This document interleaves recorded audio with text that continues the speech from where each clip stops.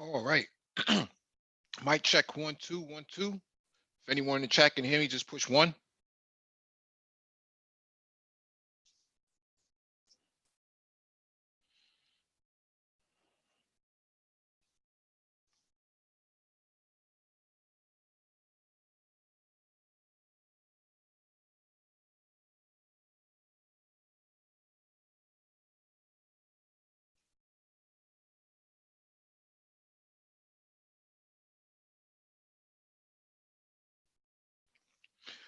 All right. Thanks for the confirmation.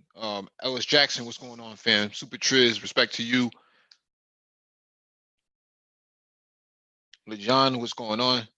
Chaos Rain, what's up? Mega Montana, what's going on? FJ, what it do? All right. Welcome back to the Black Brain Trust. This is episode 338. Black Car Talk. Please hit the like button as you come in. Share the video if possible. Hit that notification bell so you get all the updates from the Black Brain Trust. There's a document in the description beneath the video for you to follow along with.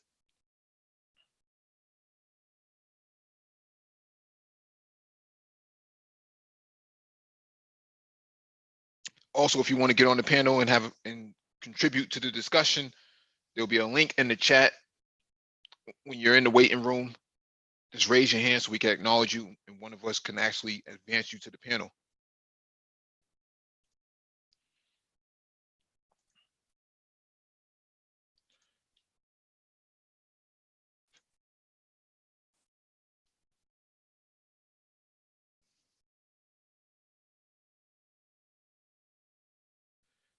Not a whole lot on the docket, man. I just wanted to go over just a few articles. I know that we only do like car talk maybe once every 10 days or so. So I figure we can chop up game tonight. Got some time.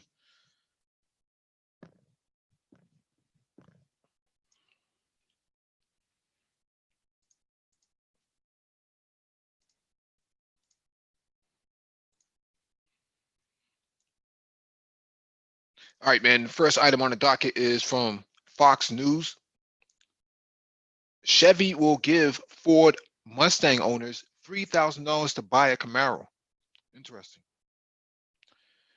Chevrolet is offering Mustang owners a $3,000 cash allowance if they buy a 2019 model year Camaro before the end of October, as first reported by GM Authority. It follows a similar incentive program Chevy ran in August that gave defectors $2,500 and applies to anyone who has owned or leased their Mustang for at least 30 days. But has Chevy targeted the right competitor? The Camaro currently stands third in American muscle pony car sales, not just behind the Mustang, but also the Dodge Challenger, which came in first of the trio in sales last quarter with the help of a Power Dollars promotion worth $10 for every horsepower under the hood. That was worth $2,920 to $7,970 for anyone who bought a Challenger, regardless of what they were trading in. So,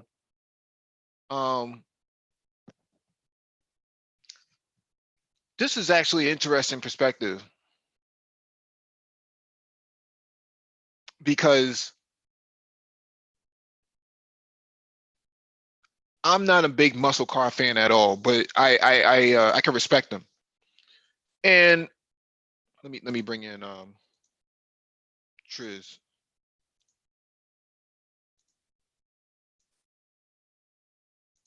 I'm not a big muscle cars fan, but I can respect them. And I know that the previous generations, like in the 80s and the 70s and 80s, man, those cars were terrible, man. They only went in a straight line, and that was just about it. But I think the more recent versions of muscle cars, man, they got some, they could do an S turn, man. They can go through a apex and all that stuff and kind of hold their own now. And you look at the dollar per horsepower ratio, you're getting a lot of bang for your buck. So even with $3,000, man, I don't know if they give it to you in cash or what, man, but $3,000 is a lot of money to walk away with, especially for what the Camaro can do just by itself. But the only problem I have with muscle cars, especially things like the Camaro and the Mustang, is that it has a stereotype attached to it, man, and it's always it's like an idiot mobile, or idiot vehicle where guys always seem to wrap themselves around poles. They're always getting speeding tickets. They're always up to no good in these vehicles, man. And I really don't like to be around that sort of energy. But I can appreciate the Camaro. The only problem I have with the Camaro physically or design wise is that it's hard to see out of. It has this sort of high belt line, low roof design where you're constantly poking your head down to look at the traffic light as you approach the traffic lights and stuff like that. It's hard to see out of, and there's a lot of blind spots to it. So I don't know, man. The more they put this type of stuff out there, the more I feel compelled to actually get rid of my Volkswagen and get into a Camaro or a Mustang. What Volkswagen you have, Mike V? I have a Beetle R. Oh, okay. So it's a regular 4-door sedan, or No, a Beetle is a coupe. okay, The nice, Volkswagen, nice. It's good on mileage and all that stuff. Yes. It's the top of the line Beetle. They only made it for 1 year. But Chaos. Yes. This is car talk. Do you know about cars, Chaos? You asking questions. I'm like wondering, like, do you know about cars, man? Listen, I just joined into You the said conversation, sedan, you man. I'm about a listening sedan? in, man. I'm just listening in, man. Jeez, I don't Oh, have to man. know a whole Come bunch on, of cars. Chaos. We doing car talk right now. This is serious. Okay, yeah, that's what I wanted. Because when I saw this about 3K, it most likely it'll either be credit. I don't think cash per se, but who knows? well, we don't know. We don't know. I haven't been to the dealership to even figure it out. But the Camaro in the picture does look pretty sweet. I'm a big sucker for cobalt blue and things like that. So what's going on, Triz, man? What you got? I got a lot, man. I got a lot on this particular subject. Okay, so number one, I don't think this is the first time I've heard of an incentive of this nature. I can't remember exactly where I've heard this before, but I know I remember hearing this sort of incentive, and I believe it was with a muscle car. It might have been, the Challenger, Mustang, or Camaro, offering an incentive for a car manufacturer for a customer to trade in their existing vehicle, and they would get cash credit towards the model from that particular manufacturer. But here's my issue, and this is the reason why I think this is kind of troubling, or could potentially be troubling for Ford. Okay, so understand that the Mustang carries a price premium over the Camaro when we're talking about the base MSRP for each respective model. Now, mind you, the base Mustang or the actual Mustang equivalent comes with more standard equipment, but the Chevrolet comes at a lower entry point, especially considering now they have the V8 LT1, SSLT1, which is, I believe it starts at about $35,000. So this is the steal of a century. In order to get a V8, 450 plus horsepower V8, front engine rear wheel drive, you're talking about $35,000 around that price point. So obviously, that incentive to switch is going to be even more appealing, considering the fact that at that $35,000 price point, when you're looking at Mustangs, you may find yourself in an EcoBoost variant, 4-cylinder, right? Turbocharged or not. They have that actual performance EcoBoost model. I can't remember the exact nomenclature used, but that comes at a significant price premium because there's additional standard equipment that must be included when you opt for that performance variant of the EcoBoost with increased horsepower output. Mm-hmm. So now you're starting to look at, wait a minute, I can get a V8 for a 4-cylinder price plus $3K off. Mm-hmm. So now you're talking about a V8 front engine rear wheel drive car. We're talking about $32,000. This is unheard of, mm-hmm. especially in today's dollars. To get a new V8 front engine rear wheel drive car for $32,000, this is phenomenal. It's really phenomenal.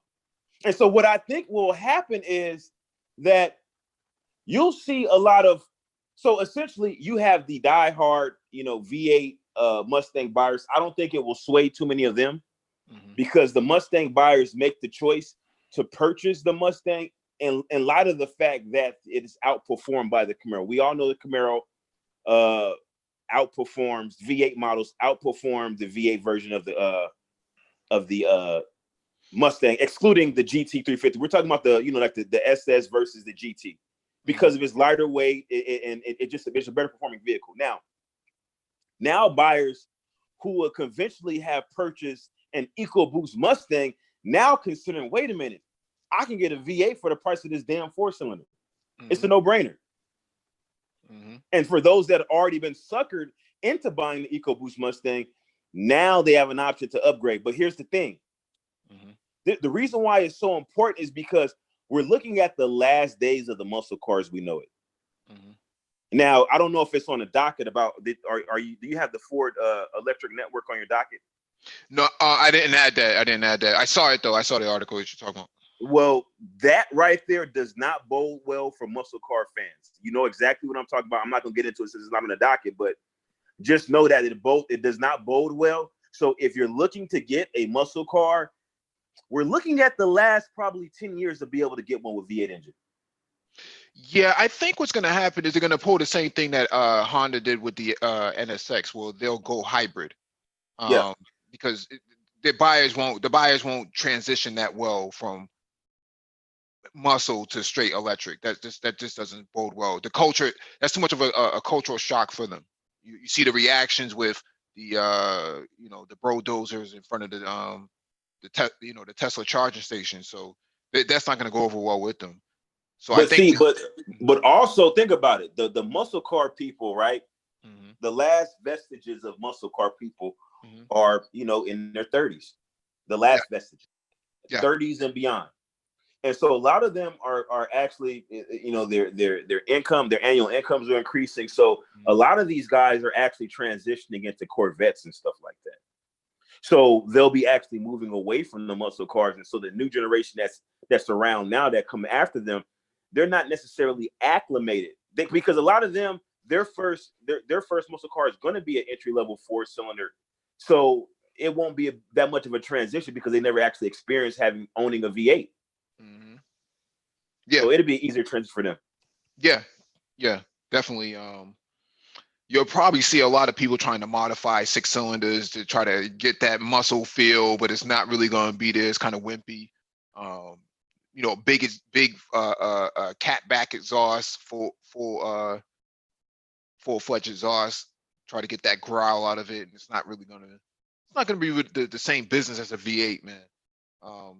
Well, and then you look at it from an economic standpoint. When you start putting all these aftermarket modifications on the vehicle, number one, you're lowering the resale value, and you're spending additional money. So you're basically burning the candle at both ends. When in reality, you would have been better off just buying a V8 from the get-go, and you would have fared better from a financial standpoint. Number one, you would have spent less money. It would have been amortized over your car loan. Number one. Number two, when you actually resell the vehicle, the value, not only there's added value in the fact that it is the V8 version. There isn't a diminished value because remember, every time you put aftermarket modifications, you severely limit your buying pool. And for most people, those aftermarket modifications are really a negative because a lot of people, we look at cars that are modified aftermarket. We think of cars that have been abused, clutches worn out, all kind of crazy stuff. So it's like, that's not really something a lot of people want to get into. Yeah. Who just joined the panel?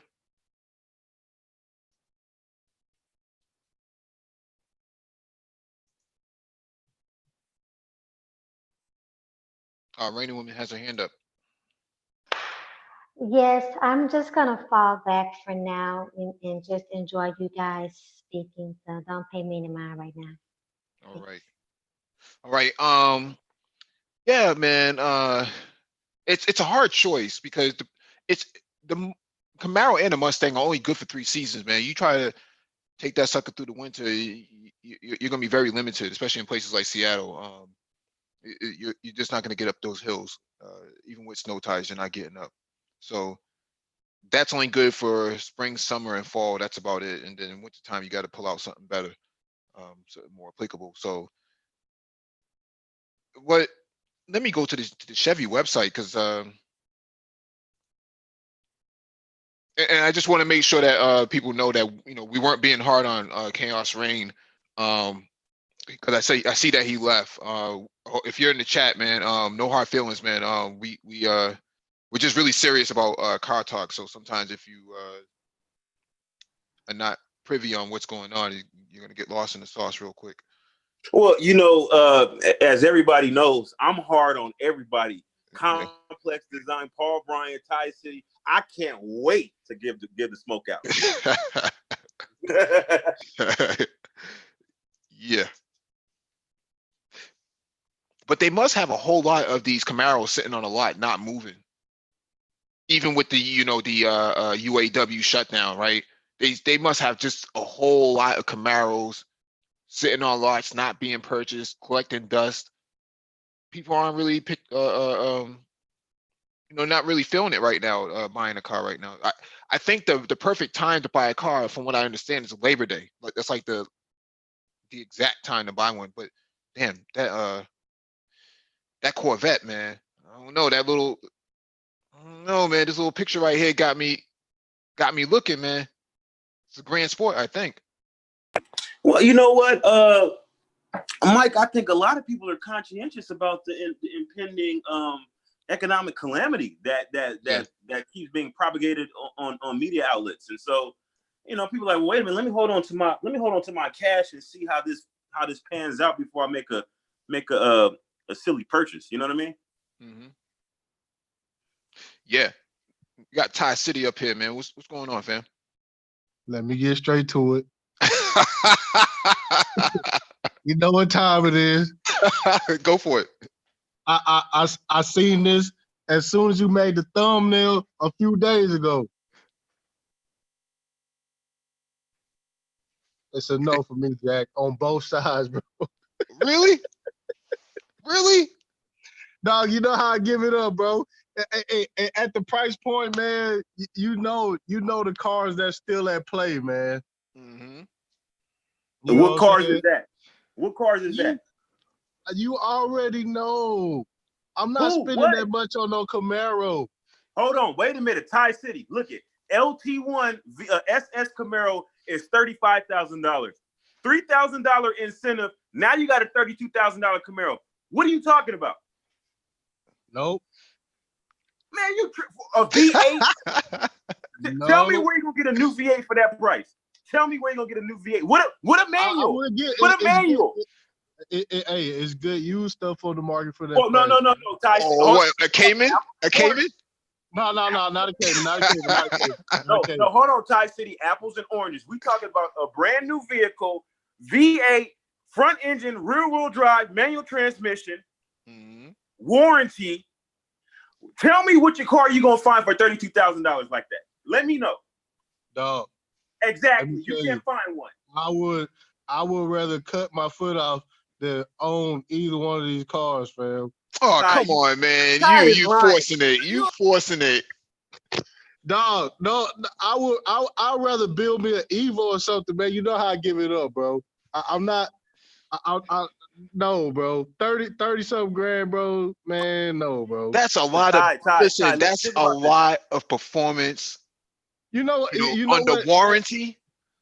Check this out, Mike. Check this out. Chevrolet will probably offer, if you got good credit, Chevrolet will probably give you 0% APR. Think about this. 0% APR, $32,000, front engine, rear wheel drive, V8, manual transmission with a warranty. Stop it, Ty. You're not going to win this argument. Oh, man, you almost stole me one. Nah, I don't know, man. I'm just not, bro. Even you don't know, Ty City. I know. Fall back. You fall back on this one, Ty. Fall back on this one. Well, let's look at it this way, man. This Corvette sitting in the C7 sitting in the picture, man. Yo, I'm feeling it, man. I'm feeling it. That angle, man. That aggressive look, man. I think those are 20s up on there. And they getting dirt cheap in price. Getting real dirt cheap, man. A Corvette Man, for like 30, I'd rather 35 have a grand. C7, bro. A C7? Yeah, because Yeah, that, that's I what I'm mean, thinking too. I'm thinking the same thing. Well, with that actual C7, you're talking about a more expensive vehicle too. Even though it's used, you may look at the price points as being kind of similar. But then when you're talking about maintenance, like I think the actual Camaro is going to be a cheaper car to maintain. And then that Corvette has offset wheels. It got 19s in the front, 20s in the back. The base model LT1 V8 Mustang, you could swap them wheels all the way around because they the same on all four corners. On the Mustang?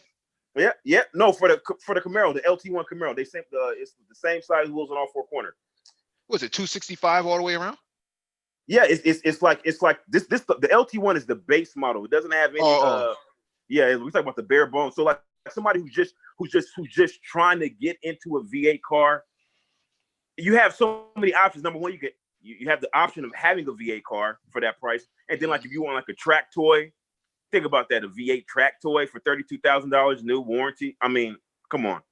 You got so many options with that Camaro. I mean, if I was on the market for a car right now, I would go out and go get one right now.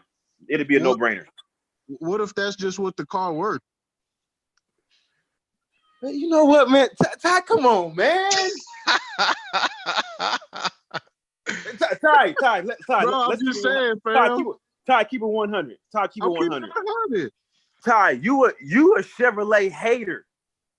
He's an American car hater. That's what he is. That's what it is, man. You're a racist. You're not even objective right now. You're a racist. You're a chocolate Klansman. No, I'm not.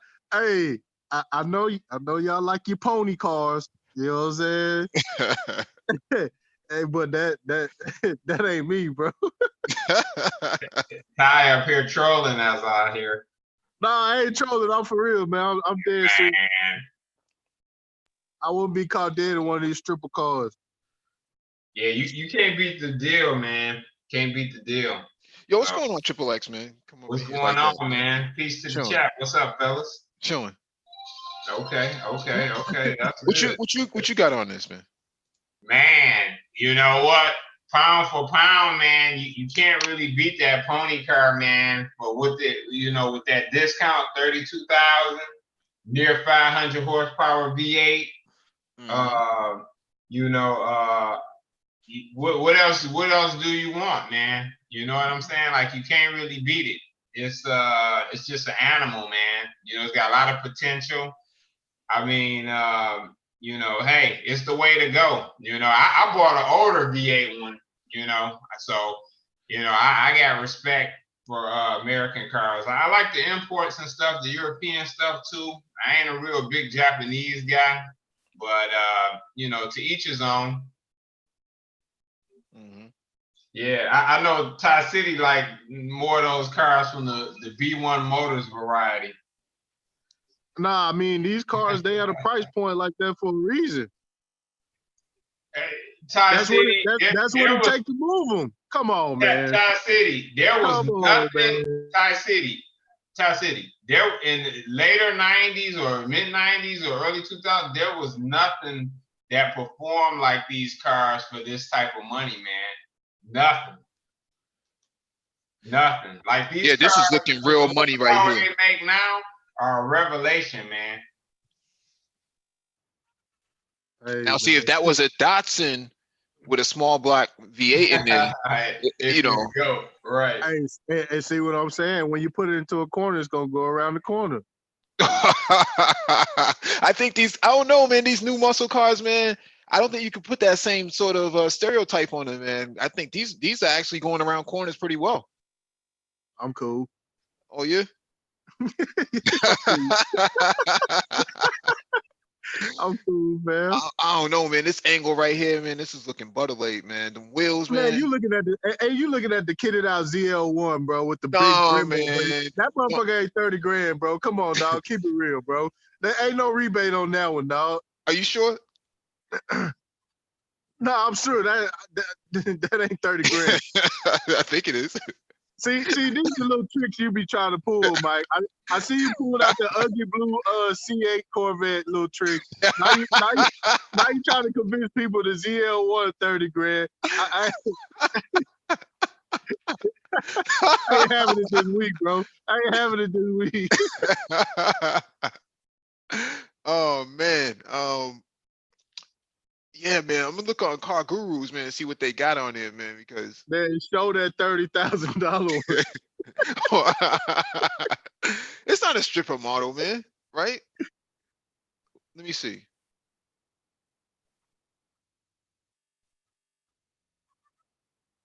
Let me build it.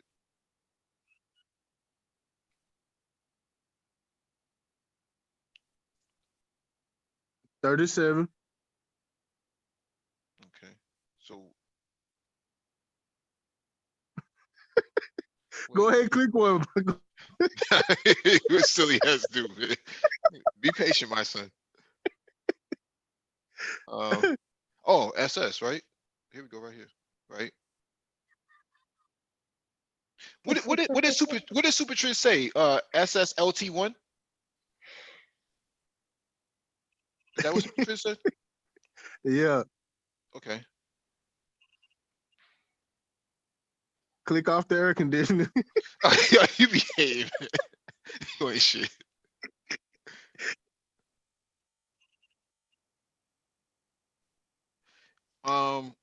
Where's Super Triz go? I think he's working right now. Let me where's Triple X, man? He should know about this, man. Yo, can you hear me, Mike? Yeah, we can hear you. Okay, what was the question? I had to step away for a second. What happened? Ty City's making fun of it because he's saying, you know, you gotta take off the air conditioning to make it cheaper. Hey man, he said you gotta get rid of this. He said you gotta get rid of the spare tire. Hold on, Ty. So wait a minute. Go ahead and click that Brembo brake option. You know. Hey, Ty City, I would mean to ask you this? What is your driver car? What do you drive normally, man? I'm curious. Oh, my daily driver? Yeah, what is your daily driver? You got a pickup. I drive a Mercedes station wagon. A Mercedes station wagon? Okay. That's cool. my daily. And what's your toy? Oh, I got several. I got a Mitsubishi Starion. Okay. I know you talked about the Datsun and stuff. Okay. I was just trying to get a handle on that, man, because your car choices is all over the map, man. I'll be like, yo, what is this dude talking about? Well, yeah, Ty City's a Gemini, so he's all over the place. I don't. Okay. I don't like new cars in general. It's hard to make Oh, me no like shade on the new Gemini. cars. Well, you know, let's go through this, man, because yeah, Ty City's talking about, you know. Ty City, it's a great deal, man. Hold on, Mike B. I already know what's going on, man. Go ahead and click one of them boxes, man. Let's get this.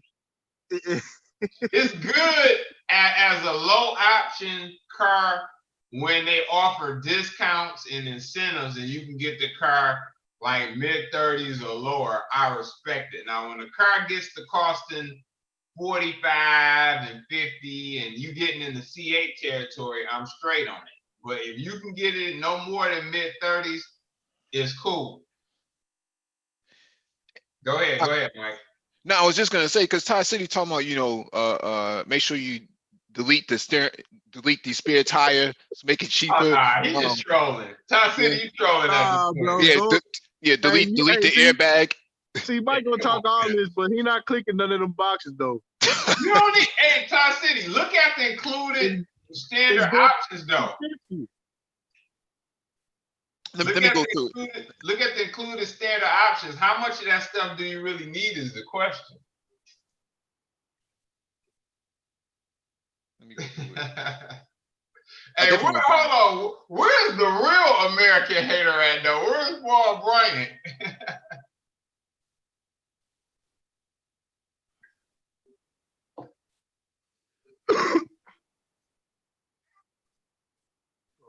Let me see. Skip all that. Yeah, let me skip all that.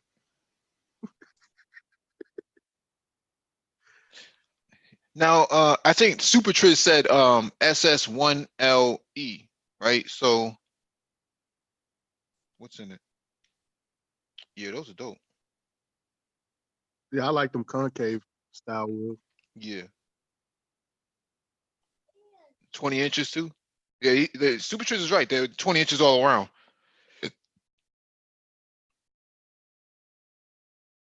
All right, let's try that. Wait, what? Add Brembo. Hey, Mike. Yes, sir.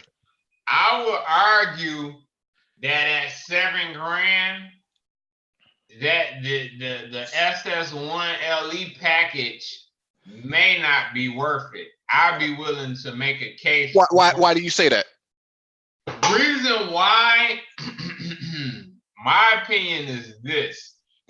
A lot of it is basically the performance tires and wheels, which of course I like. And the suspension is supposed to be more performance tuned. Yeah, you got mag ride. You got mag ride. It's got the mag ride, the magnetic ride control. But Recaro seats. I see the Recaro seats too. I said, yeah, the seats would be a little better. I would be interested in seeing how that magnetic ride car with the one SS1LE package would compare to non-SS1LE. I mean non-SS1L car. Okay. On a track, straight line in a track with some custom wheels and nice tires on it. Yeah, but the thing is, once you start adding, if you really take the 1LE package and you try to buy it separately, it's going to be way more than 7,000. Those Recaro seats, man, are going to be at least $2,000 a piece. I would argue that perhaps the Recaro seats ain't worth it. Like the only thing I see on there that really stands out to me is the magnetic ride control. Okay. That's just my opinion. You know, for some people, the Recaro seats would be a big thing. I wouldn't be in that category. What about the Brembo bakes? I mean, Brembo is going to be pretty expensive too. I mean, I've driven one of these cars without the Brembo brakes, and the stopping power was outstanding. So let's hear it for Tie City. What do you think? Yeah. You gonna need them brakes? These new ones handle pretty good, man. Yeah, Tie City's throwing mad shade. Yeah. Hey, hold on for a second. Now see, this is what I'm talking about. Yeah. Tie City, wait till I'm in the shower and start talking all this crazy stuff. And you know what the problem is, Mike? See, somebody like Chaos Rain will believe Tie City when he say that's the price without an AC. Hey, I heard that, man. Hey, GM selling y'all engines. He's trolling, man. He's trolling, bro. Yeah. He's talking about options and stuff that's been standard forever, man. Talking about it doesn't come with it. Come on. Yeah, but you got people that don't really know about cars and that will actually believe that. Yeah. People in our problem, that's nothing but anti-American muscle propaganda, and he knows it. Oh, you know what though? Okay. Let's just be honest for a second here, right? We're talking about a base. When we talk about the 1LE, yeah, we're talking about a base model. We're talking about the bare bones. Like, actually, this is a new lower echelon that they've recently implemented, because previously there wasn't a 1LE SS, but now they've done it to come in at a lower price point. But even still, when you're talking about the base model with no options checked, we're talking about a vehicle that vastly outperforms anything that predates it, Japanese or American. Because when we talk about these cars nowadays, the level of refinement is mind-boggling compared to what you used to drive just maybe even 10 years ago, let alone a Starion or a Datsun. Wow. Come on now, from the 70s, man. Come on, man. Get out of here. Yeah. You know how much money you got to put into a Starion to even come close to this Camaro base model, stop it, Ty City. You need a tetanus shot just to get in one of those, man. Because, I'm telling you.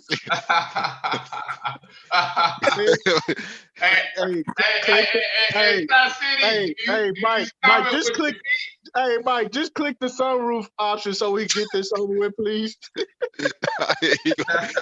Here this guy goes, man. Hey, Ty City, man. Do you have to stop the Datsun with your feet, man? Does it have a floor pan in it? Listen, man. Okay, GM selling engines, man. Oh, now that's the one LE, wait, right? wait a That's the one minute, LE. man. Is that the one LE? Which model is this that we looking at, Mike? This is the 1LESS. No, that's the yeah. Okay, so that's the one that says now, Ty City. I want you to look at that car. Just look at it. Let's be honest. Let's be objective. That is not a bad looking car. Let's just keep it 100, Ty City. Go back to that back. Go back. See, he can't even keep it 100. Go back. Go back, fam. All right, bro, you got it. Yeah, I know I got it. Bro. I know I got it. That's a good looking car, bro. Yeah, I know I got it.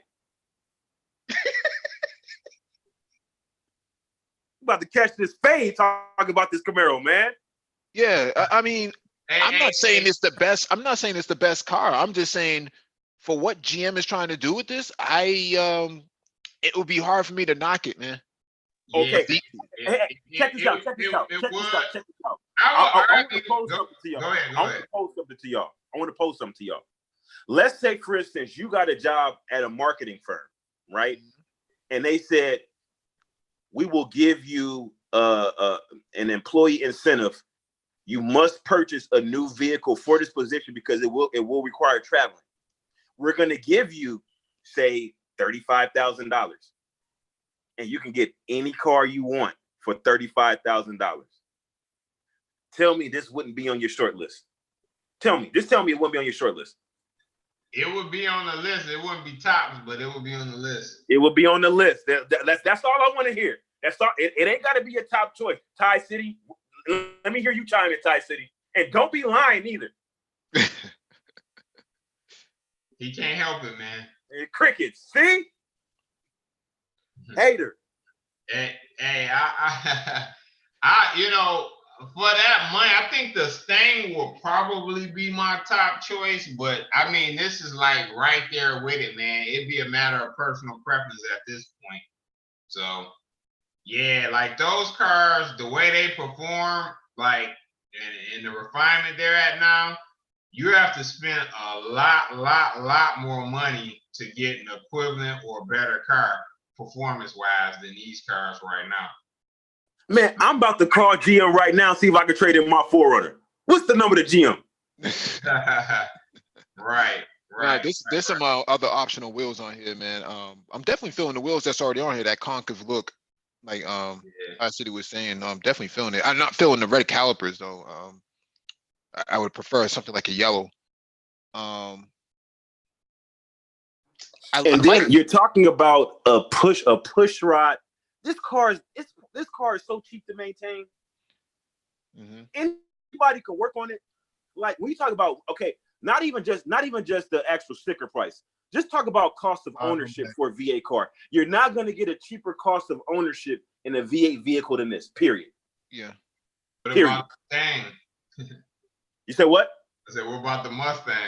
Mustang is dual overhead cam, so you're talking about a little bit more expensive maintenance. Yeah, for longevity, they don't seem to have a problem, man. I haven't heard about that Coyote engine. I haven't heard it being too problematic, man, since its debut.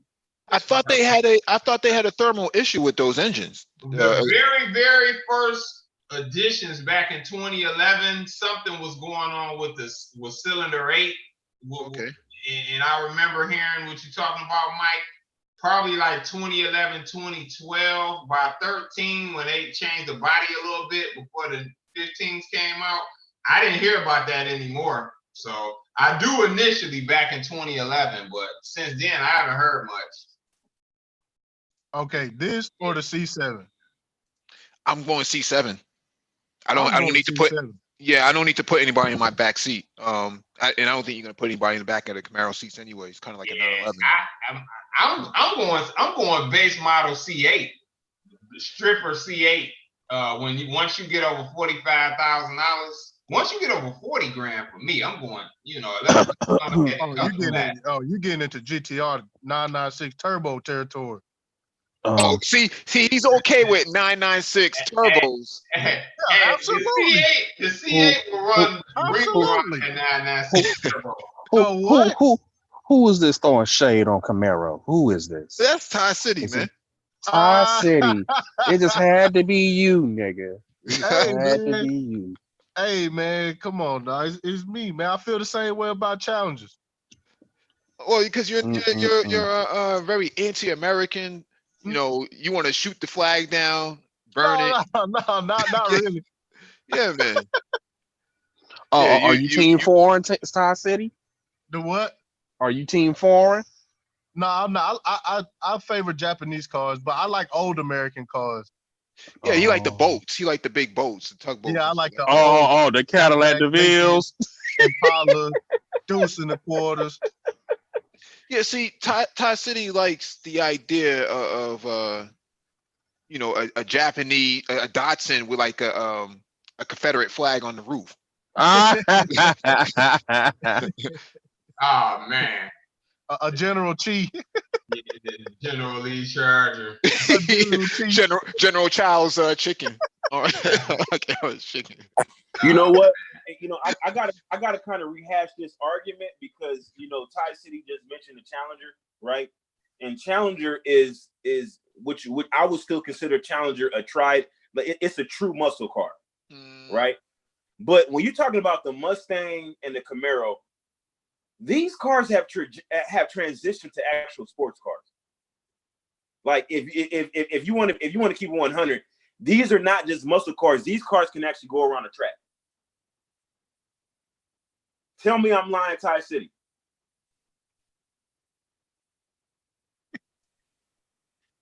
Hey, you got it, fam. All right, yeah. Let me see. Let me see. Delete spare tire. That should make it like $20 cheaper, right? Ty City be on another one, man. No. Throwing mad shade. Bro, I'm just trying to. I just would like to see you just. Okay, you get an RS with a V8 motor, right? That's what we got going, right? SS. Yep. Okay.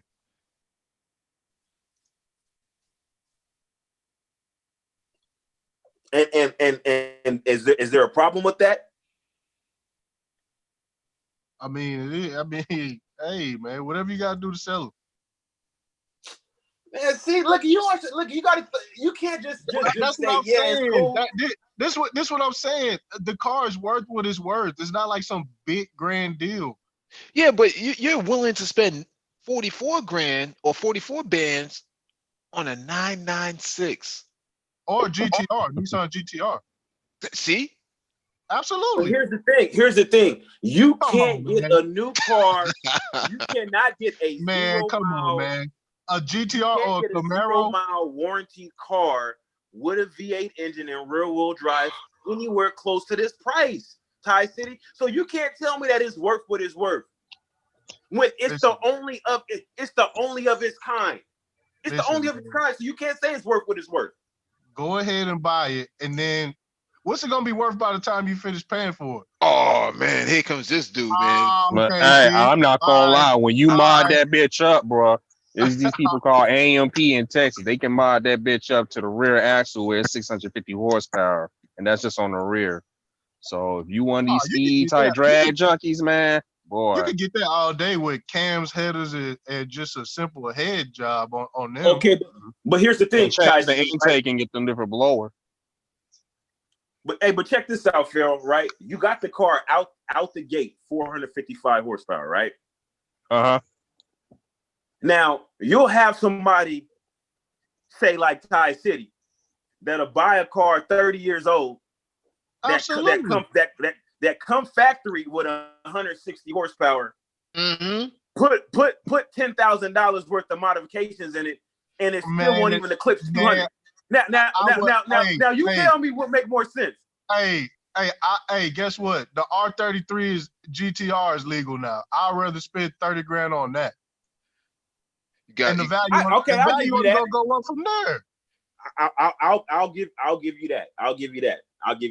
But we talking about new cars. Quit comparing apples to oranges. We talking about new cars. But that's what I'm saying. Just because it's new don't mean it's an RS with a V8. No. What I'm saying, Ty City, we're talking about people who are on the market for a new car with a warranty, and then there's certain people who have jobs where they are incentivized to purchase a new car and a new car only. We and the job will baby brakes with no sunroof. Huh? We talking baby brakes with no sunroof. See? Yeah, and this is the same dude. Yes, this okay. Is the same dude. Brakes, no sunroof. But that's what I'm saying. We talk about new cars. That's what you get.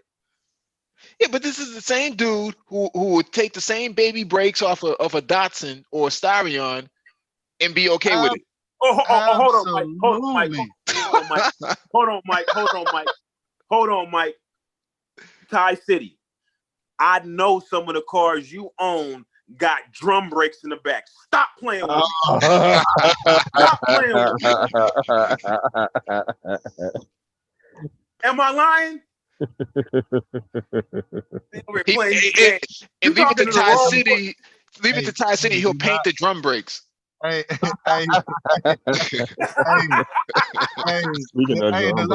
last thing I did do was pay 30-something grand for it. Ty, what color did you powder coat your drum brakes in the back? Do what? What color did you powder coat your drum brakes in the back? I didn't powder coat them. I spray painted them. Spray paint, so you got. Did you use Dutch boy? Nah, man. Ty City, your power windows still work? Or you wind them down with your hand? Absolutely. I see where this is going. No, see, Ty. Which one of y'all already bought the damn thing? Which one of y'all already got into this? Ty, you talking about optional AC? You talking about optional AC? I know your Freon need recharging, so don't play with me.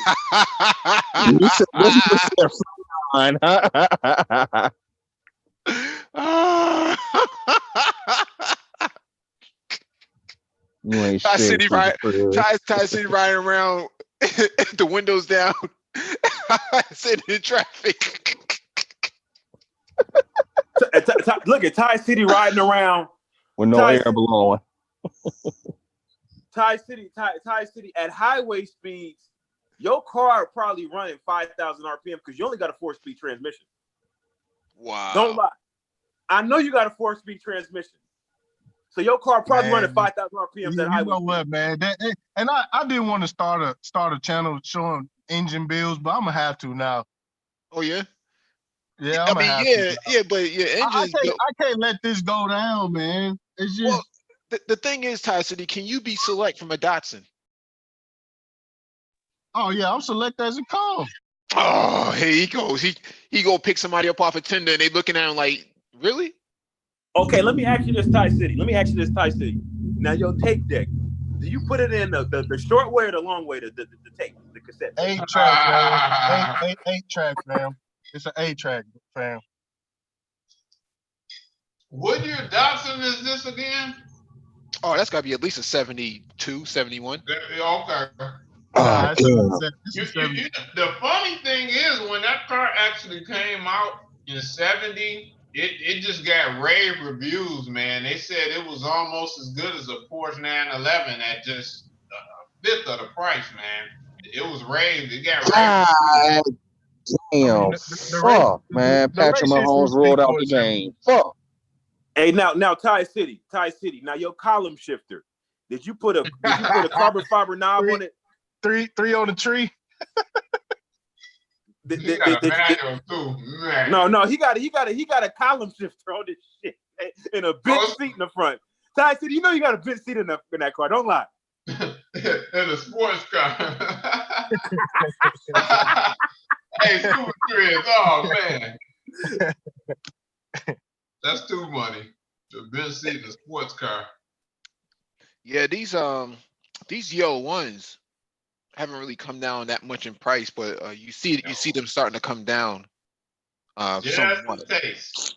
Too close to a C8 price, in my opinion, right now. Yeah, that's what I'm saying. That's what I'm saying. It's not really there yet. But let's go to a Hey, just real quick, let me. Ty City is your Datsun 2-stroke or 4-stroke? Here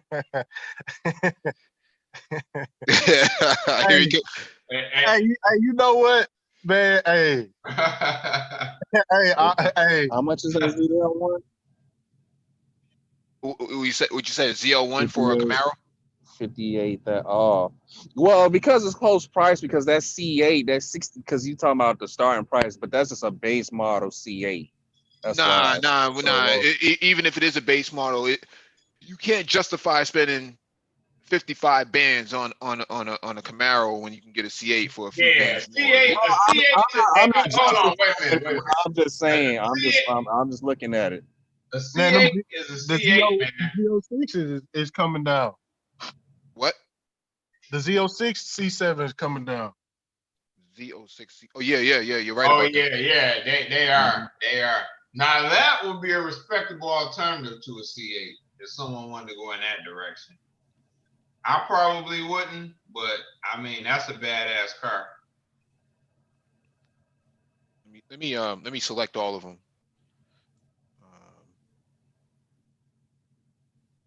Yeah, we really don't do convertibles over here because that's not the business. I don't give a damn. It's still Ben's game. Oh yeah. Yeah, Ty City's not gonna let you get away with that because he won't spend that kind of money. He's like, nah. I put that money in a 996 with the IMS ball bearing failures in the engine. I don't think the turbo has that IMS issue. Nah, the turbo don't have the issue. See, yeah, Mike, this is the second time you said that the 996 got that issue, fam. Hey, what you got to get select guys like me, man? I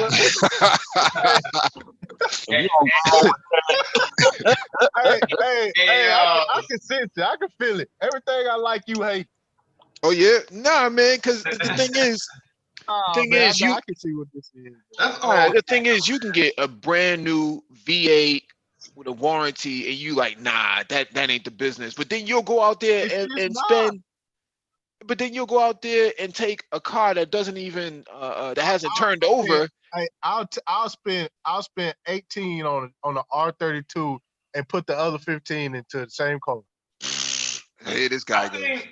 I just don't. I wouldn't do it. That's just my steez, though, man. I've never been crazy over just new cars like that. Yeah. Well, because you can't modify them in the same way. It's not that fun, right? You these cars are turnkey. You can just jump right in there and go. Whereas with the with your Starion, man, you got to kind of seek out parts. You're on eBay. You're on Craigslist. You're doing everything you possibly can. It's a bill. But let me ask you this, Ty City. I tell you one thing. That RSSS ain't gonna be no problem. Hey, but check this out, Ty City. Think about this, right? I'm thinking. Even from a structural rigidity standpoint, you talking about an R32 versus a new Camaro. Structural rigidity alone, you have to put so much money into the R32 just to even get it to compete around the track with that Camaro. What? No way. Yes. Ain't no what. You heard me. You ain't getting away with that, bro. Body rolling in every corner. Body rolling, all kind of stuff. No, we talking about cars that's still competitive through all the SCCA classes till today. These cars are modified. We're talking about a stock car from the factory. And the thing is, with Ty City's big ass feet, he can't heel toe like one of those things. He can't do that. Who you fooling, man? Yeah, Ty City, you can't. You did everything except click them damn options. I wanted to see that. I wanted to see the price shoot up. Ty City, you can't heel toe and steel toes. Yeah. Only guy running around with Timberlands on in a Datsun. Hey, the only guy with Timberlands and a FUBU jersey. Oh yeah. Yeah, he got FUBU Platinum. He rocking FUBU Platinum. Mm-hmm. Ty City's a crazy dude driving in Toms with his feet all balled up in them, trying to look cute, trying to look select. Bumping the cool Modi, how you like me now? Right. Oh yeah. Oh yeah. Yo. Yeah, Hey. Ty City. Just because you go to the which one of grocery y'all store bought and one of these? Which one of y'all bought one of these, man? I'm sick of this. I'll get to the bottom of this. Which one of y'all got suckered into buying this RSVA? Which one? Which one of y'all? Ty City, just because you go to the grocery store Hey, you and know buy what? a select Hey, you know sirloin what? steak doesn't make you select. Hey, you know what? I wasn't gonna say nothing, but you went to the GM website and they selling parts on the same page they selling cars. What's wrong with that? What do you mean? What's wrong with that? What, you want me to go to Craigslist? You're gonna have to buy the parts. Says who? We never heard any failures about Camaro sitting on the side of the road. Ty City, you buy used Datsuns on the same page that you buy old furniture and computer parts on Craigslist. And you can get a date too. You can get a date. They got personals. They got everything on Craigslist. Uh-huh. Oh my gosh. Huh? Looking for companionship? Hey. Male for female or what? What you looking at?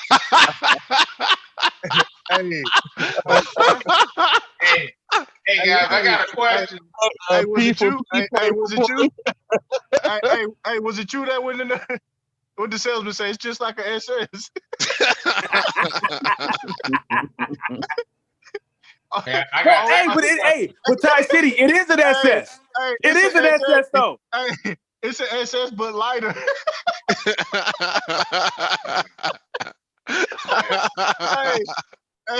Hey, y'all done went off the deep end, man. Hey, I got a question. So yeah, everybody except Ty City. But yeah. I see what you're looking at, Mike. Question: would you rather have one of those C6 Z06s or a base C8 for that money? That's a hard sell, man, because you're not going to get a C8 spec'd out the way you want. Yeah.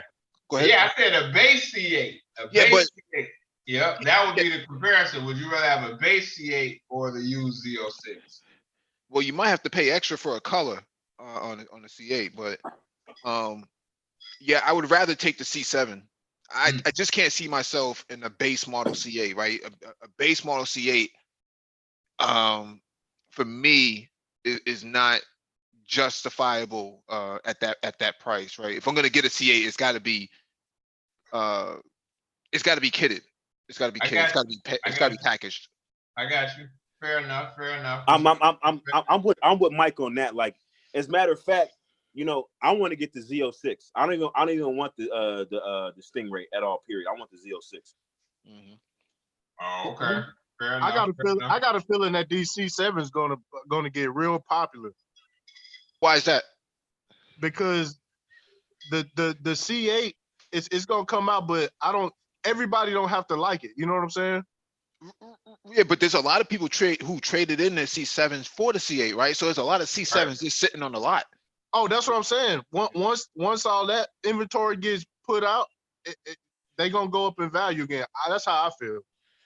At what point will you say that would happen? Like 2020, 2021? Well, see, because the C8 production been pushed back to like March, and they said that's not even guaranteed. Yeah, I don't think they're gonna actually come out to about the summer. See, I don't know. You know what though? Go ahead. You know what though? I'm wondering if GM will incentivize the sales of the C8 once they actually get the production in full swing, because they're losing market share right now because people that's on the market that want to buy a car and have to buy a car right now, they're out of luck because of delayed production. So now it's like, okay, we got to reestablish ourselves because what happened is that they're going to lose their momentum. And so in order to regain that momentum, they're going to incentivize the sales, and so you're going to get some real good bargains on a new C8, and it may make we may not even think about buying a C7 at that point. Okay, so look, check this out, right? So this how I think they're gonna do it, right? I'm pretty sure that they just negotiated to shut down 11 plants, right? Part of this UAW deal, but I don't think they're gonna shut those plants down. I think those plants gonna be fully automated, and they're gonna get back in profit real quick with the production of the C8 and the other ones that they're gonna do, because the models that they have now, I thought they already had a plant set out to make them, but they didn't. They don't have the tooling set up to produce them yet. But that takes 2 weeks to retool the factory, right? I mean, well, that's what I'm saying. I think that they already they are. That's what I'm saying. They're going to get back into profit fast. Yeah. I don't think they're going to have to incentivize the C8s to. No, I don't think they'll. I think the price already incentivizes a lot of people. I mean, we saw before, we covered that like a month or so ago, that people in the Ferrari chat were actually talking about the C8. So, they were biting on their nails too. So, anxious to see what it does. But Matt Farah this week posted a video with the C8, and he went nuts over it. I don't know if y'all saw that. The one I seen, Yeah, he said he wasn't allowed to comment. Yeah. No, this week, the recent one, I think he posted Wednesday or something like that. Yeah, he went bonkers on it, man. He made it sound like, hey, like it was the best car out there, man. Yeah, he said it's up there with a Ferrari 458. Yeah, I mean, what else? Did he say 458 or 488? No, 458. I think he said 458. Okay, I can't remember. I only watched it once, but yeah, I remember he did.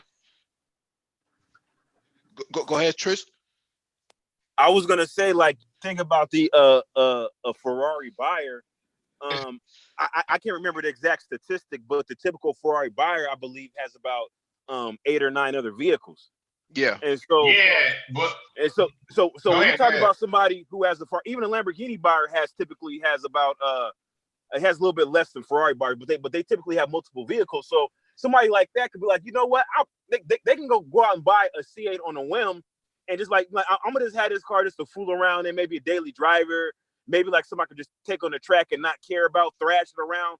So I think that's going to contribute greatly to the C8 sales, is the fact that it does have that exotic, the exotic proportions, the mid-engine layout, and it comes in at a price point that's going to appeal to people who the C8 will be at the top of their price list, as well as people who the C8 will be at the bottom of their price list. Mm-hmm. Yeah, I think it'll also appeal to the enthusiast that wants to buy a Ferrari, but say they only have a budget of $70,000, $80,000, or $100,000, and they're looking at like a F360 or F430, and but then that's a used Ferrari and Ferrari repair, etc. So instead, they go with a new C8 for less money. Well, you know what? I gotta kind of push back on that one, because somebody who's on a market specifically for a Ferrari will not compromise it. You're talking about a totally different demographic, and like the mindset of somebody who's dead set on a Ferrari, they won't settle for anything else. I would like to agree with that, Super Triz, but when I was reading the Ferrari chat forum, when they had the big C8 thread over there, I think it's still going over there. Yeah, it's like 300 A lot of pages. guys was talking like that, man. That's kind of where I got that impression from. Yeah, and based on what Matt Farah was saying, he's saying it's too dope. So whatever we saw in that testing video around the Nürburgring, I think it was. I think that might, maybe a Complex and Super Triz were right, that this is that the prototype shouldn't reflect, the final production. And based on Matt Farah's video this week, man, he's saying that this is nuts. Yeah. They said the benchmark for that they went after was the Ferrari 488 GTB and the Performante Huracan Lambo. So I mean, say that one more time. Oh, the benchmark. They said they designed the C8 after. I remember watching the video. They said the 488 GTB Ferrari and the Performante Huracan Lambo. Okay. Yeah, that was the benchmark cars that they went after when they designed the C8. Yeah, Do you yeah. think they keep the? Do you think they keep the price points the same next year if the No, it's gonna go demand up. is? It's gonna go up. Is what I heard. It's gonna go up. But It they, ain't gonna go up like 10 grand or nothing, but it's probably go up 3 grand or so or more. Well, I mean, historically, the Oh, yeah. Corvettes go up. They go up with each successive model year anyway. There's an incremental increase in price that kind of coincides with inflation. Yeah. You know, just the increased demand of the vehicle once it's out. You know, because you know the people that buy the vehicle right out, it's like a different group of people that buy the vehicle the first model year than people that buy it the successive model years. It's a totally different buyer. Yeah. Yeah, I think the Z06 at 40K, at 40 to 42K would get me. It would definitely get me. Even the Grand Sport at 40K would get me. But the Z06, that Z06 at 40K would be, I mean, I'd probably sell a couple cars and go play with that.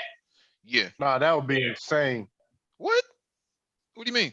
40 grand for a Z06? I think you may see with the way the recession is going to happen, I think you'll probably see those cars drop in price significantly. Woo! Because they're not limited production at all. It's not like they're not like Porsche 911 GT3s, 997s or the 991s. They're not like that, right? Those Porsches are actually they're numbered, so you kind of know which one you're getting and when it was produced and things like that. With Corvettes, you don't really need to do that because there's such mass production for them, so they kind of lose their value just based off of that alone. The 997s and the 991 GT3s, man, those things just go up because the production is so limited on them. Dang, man, that's a lot of car for 40 grand. It is, and that's why, you know, Thai City should be looking at this instead of a fucking Starion. Well, there's gonna be a lot of people getting themselves killed. I'm gonna be honest. You know what I mean? If no, really. If you've never driven a high-powered vehicle like a motorcycle or like a car with an insane power to weight ratio, especially with power going to the rear wheels, I mean, you could really kill yourself. Yeah. I agree with that's the same thing I said about the C8. Well, yeah, because most people can't even handle that type of power. So yeah. The engine in the rear, like, I mean, Well, these guys are coming from, you know, Civics and stuff like that. So at least from my understanding is that, you know, and Datsuns and stuff. Yeah. Yeah. Yeah. That's why reason why some of them SRTs and them goddamn red eyes be in the side of the ditch in Atlanta on 285. They can't even control all that horsepower riding them curves. Oh, the Hellcat? Yeah. That almost killed itself in that Hellcat. Man, it's always a Hellcat in the ditch in Atlanta. I'm like, damn. You riding around on those all season tires looking like yo-yos. For real. And I can't wait for the Douglas DeMero CA review. That's gonna be crazy.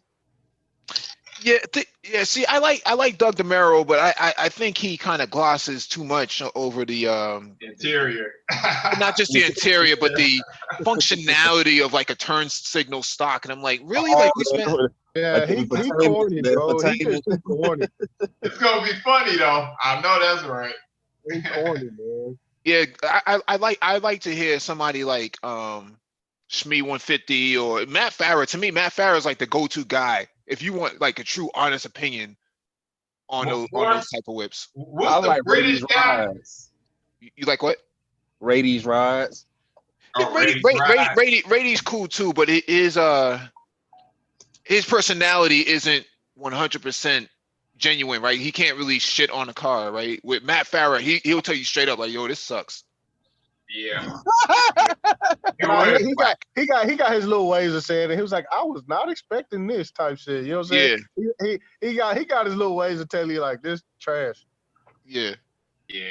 It's very rarely do you hear him say that. I like Jay Leno too, man. Jay Leno's really honest and down to earth too, man. He said a couple of weird things, man. About the Lamborghini with the Performante and the ALA aerodynamics. And he said Allah. He said this would be like Islam or something like that. Just really weird, random shit, man. And people are looking around at him like, yo, what does this dude just say on camera? You know what I mean? He's throwing the humor in there. Yeah, you're right. That's not humor though. I don't see Yeah. anything humorous about that, man. That's I know, religious, man. Yeah. I hear you. I hear you, Mike. At Yeah. least I'll just say Doug DeMuro, he does give out like when it comes to scoring it, he does give a well balanced score. That's what I'll say about him. Okay. Yeah. What's the other European guy? Not Clarkston, but he's always test riding like all of the big cars. He's real good. Chris Harris. Oh, that's his Chris name. Harris is Chris Harris is good too. Yeah. Definitely feeling him, man. Yeah. I like to hear his opinion. Or we could just ship it straight to Ty City so he can give his opinion. No, that would be dope if Ty City could actually do something like that, man. You know, he can review old cars and just be like, and here's why I think that the Camaro is whack. Here's why you shouldn't buy it. It's just me. He's a troll, man. This troll No, channel. it's better if I did it, bro. I'll probably get sued. Get a lawyer, man. All right, let me go over this article real quick, man, from TechCrunch, man. Harley pulls plug on Livewire production shortly after EV debut. That's crazy. It does look dope though. Harley Davidson has halted production and delivery of its first electric motorcycle, the Livewire, after discovering what the Milwaukee-based manufacturer described as a non-standard condition. Harley Davidson told TechCrunch it is not recalling Livewire motorcycles already on the road. Reuters was the first to report that Harley Davidson has stopped production and deliveries. We recently discovered a non-standard condition during a final quality check, stopped production and deliveries, and began additional testing and analysis, which is progressing well, Harley Davidson said in a statement. We are in a close contact with our Livewire dealers and customers and have assured them that they can continue to ride Livewire motorcycles. As usual, we are keeping high quality as our top priority. Harley Davidson has not said when production and sale could resume, nor did it provide more information on the non-standard condition. The production stoppage threatens to derail Harley Davidson's bet on electrification.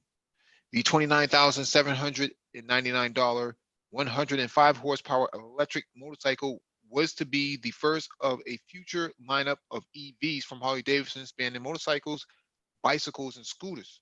The Livewire went into production in 2019 after years of hints and even a concept electric motorcycle roadshow. Delivery to dealers began September 27th. The Livewire and subsequent EV products are meant to complement, not replace, Harley Davidson premium internal combustion cruiser motorcycles. New motorcycle sales in the US, particularly to customers aged under 40, have been in the doldrums since the recession.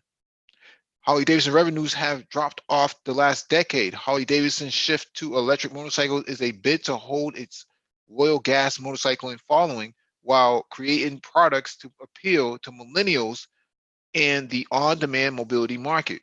This puts the iconic American company in a position to hedge competition from a crop of e-moto startups such as Zero and jump out front as the EV leader among established motorcycle companies. My take on this is that they're not selling enough, or not. Okay, let me say this: we know that they're not selling their traditional bikes. That we do know. But these electric motorcycles, it sounds like that sucker must have got hot, and somebody complained about it, probably burned their balls, and they had to halt the production. That's the only thing I can come up with, because if they're getting all these cheap batteries from China and whatnot, it would make a lot of sense. Motorcycles can't cost 30-something grand, bro, unless it's like some kind of cruiser or something like that. Well, don't forget you're getting a tax rebate on these. I think the tax rebate is something like $2,000, $3,000, something like that. So, Still not enough. I'm with Ty City 100%. $30,000 for a motorcycle, like you know, it's very rare. You're talking about a Ducati. That's like the only sport bike, you know, and maybe like a Aprilia, like some maybe even a S2000, not S2000, but a BMW HP4. Certain type of bikes are able to command that price premium, but for the most part, you know, a motorcycle has very, very limited applicability. You know, inclement weather, certain things make a bike very, very, very inconvenient to ride. You have to get groceries, or you want to carry somebody with you. I mean, the applications are very limited. I've owned 3 motorcycles, and I know I'm gonna be the first one to tell you, having a motorcycle is not going to be your primary vehicle. You need to have another vehicle. So if you're going to have another vehicle, how are you going to justify spending $30,000 just on a motorcycle? You see what I'm saying? An electric Harley Davidson, like we're talking about a Harley Davidson, number one, right? Electric Harley Davidson. Who's on the market for an electric Harley Davidson right now? Raise your hand. Nobody. Not even that. With motorcycles, the branding is so strong, bro. You can't have a new motorcycle brand. Like, it get kind of weird because people never really accepted Buell. You know what I'm saying? Like, it's funny like that. Yeah, people are traditionalists. Bill. Okay, number one, Bill bikes were ugly. Let's just keep it 100. Bill made the ugliest bikes on the market, bar none. That's number one. With a belt chain, with a belt. Yeah, and then number two, right? There's a very, very limited desire for a V-twin sport bike at that time. People want a V-twin sport bike, they went straight to Ducati. They wasn't looking for a Buell. That's number two. Number three, right? There wasn't enough bikes around to justify purchasing it, because it's like, who's going to work on your bike? What about parts? It's like, there's a lot of things you got to consider. And then you got this particular Buell bike. What's going to be the resale value? Part of the beauty of buying a bike is that you could buy a used bike for $2,000. You could buy a used bike for $4,000, and guess what? When you resell the bike that you bought used, you're going to sell it for the same price you bought it for. Always, especially at the top of the summer. Yep. So it's a no-brainer. But that Buell is like, that was a, you know, they still have Buells right now for sale that have like 5,000 miles on it. Because people are trying to offload them. That's just weird, man. I get what they was doing with the electric bike, but man, that price point is off, man.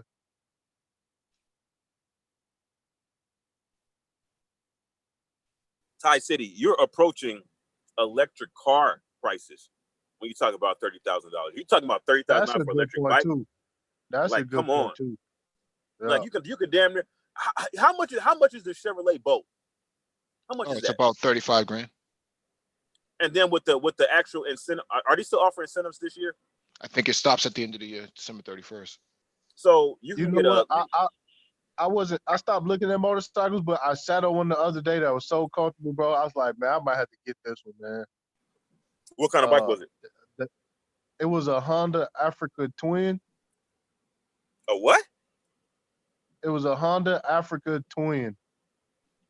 What is it, like an adventure bike? What kind of bike is that? Yeah, it's an adventure bike.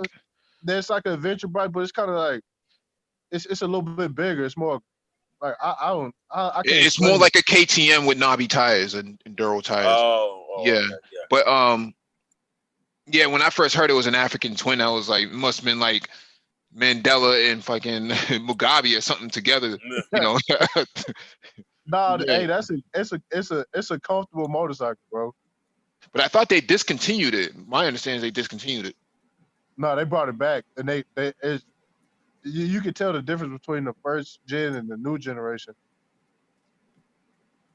Hey, you know what? You know what it is? Because of the demand. You know why the demand? You know, I'm gonna be honest. I think the demand is because of MGTOW and Red Pill. I think the demand for adventure bikes, because I've seen how adventure bikes, the demand has shot through the roof. Yep. Because a lot of guys are now buying bikes like, you know what? I don't care how cool a bike looks. I want a bike that suits my lifestyle. It's a You true know what? SUV. You know what? That's kind of like where I already did the sport bike, street bike thing, bro. You know what I'm saying?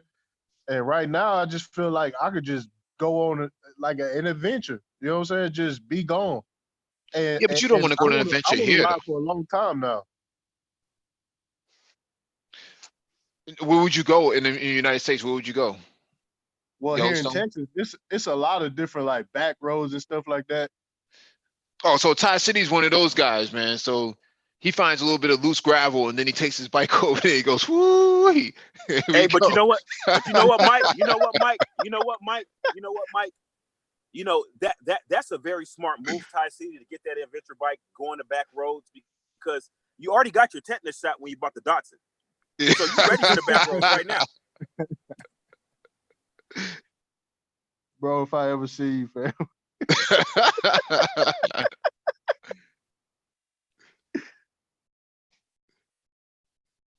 Oh man, Dr. Phoenix is in the chat, man. What it do, man? What it do?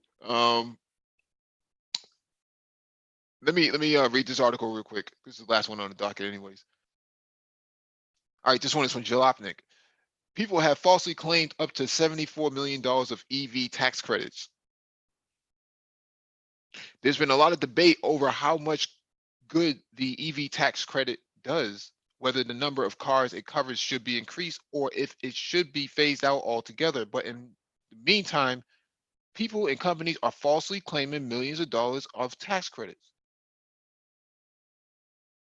According to a report by the U.S. Treasury Inspector General that was first covered by Forbes, up to $74 million in tax credits for plug-in electric vehicles and battery electric vehicles have been claimed by people or corporations who shouldn't have been able to claim them. The false claims happen in a couple of ways, almost all of which are enabled by the fact that you don't need to submit a unique VIN to claim the credit. Most commonly, a leased vehicle is double claimed. The credit, as it was written, only applies to the owner of the vehicle. So if you lease an electric car, it's still owned by the leasing company or the automaker's financial arm. Because of that, the leaser is eligible for the credit and the leasee isn't. Even still, over 1,000 people have claimed the credit on a leased vehicle and received it when they shouldn't have. It's possible that the people double claiming genuinely didn't know that they weren't eligible in this case. Buyers have also reportedly claimed a larger tax credit than they were eligible for. While the federal tax credit is often thought of as a $7,500 credit, that's actually the maximum credit. The credit actually starts at $2,500 with larger batteries qualifying for more credit up to $7,500 maximum. So while a Chevy Bolt qualifies for the $7,500 credit, a Volvo XC60 T8 plug-in only qualifies for $5,002. Even still, many buyers of smaller battery plug-in hybrids have claimed the full $7,500. Some of that is likely nefarious, but even among educated buyers, a lot of people don't know that the tax credit varies based on battery size. Regardless, now the IRS is aware of the rampant cheating. It's coming for its money. Per Car and Driver, the IRS has agreed to the Inspector General's reports, recommendations, and audit procedures, and it will be sending notices to all 16,510 buyers or taxpayers who made ineligible claims to the IRS by February 2021. You can never dodge the tax man for long. We were just talking about EVs.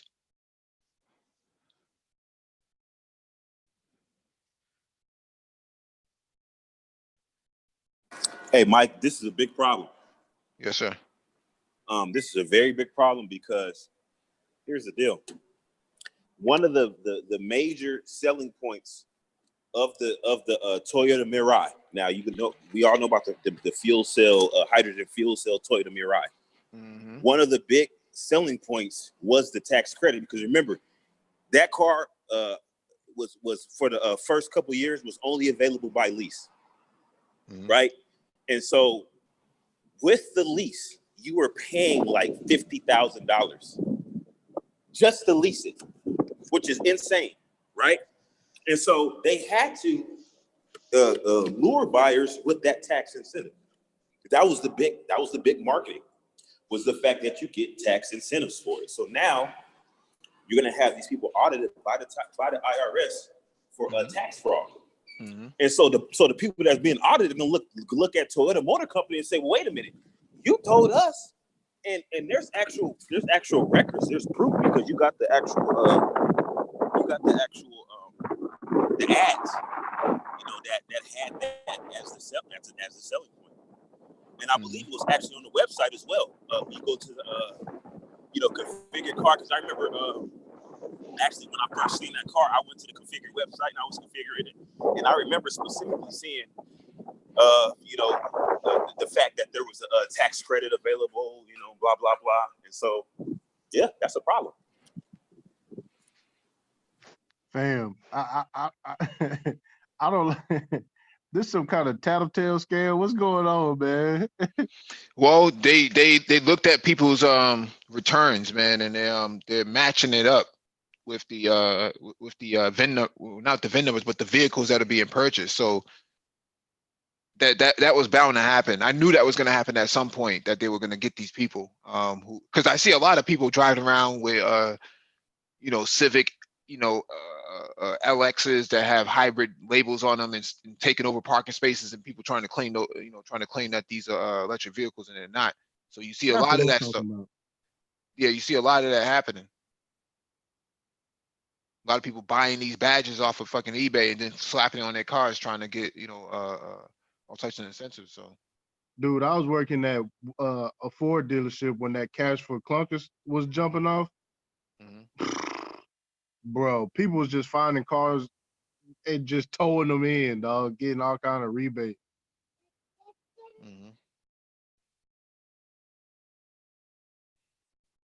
Yeah, I mean, the problem is, I think it was written loosely on purpose. It was really vague. Most of the tax paperwork is really vague to begin with. You really need a specialist, man. You really need somebody who can understand that type of stuff. But when I was doing my taxes, it asked me if I for the state of Massachusetts, whether or not I bought an EV vehicle. It didn't really go into any stipulation. I think this was on H&R Block software. So what'd you put? I never checked the box. But there's a context field that pops up, and it kind of gives you just a small blurb of what the tax incentive is. It never says anything about what kind of car it was, what kind of VIN number did it have. It always says, all it has is a checkbox. Either you did or you didn't buy it.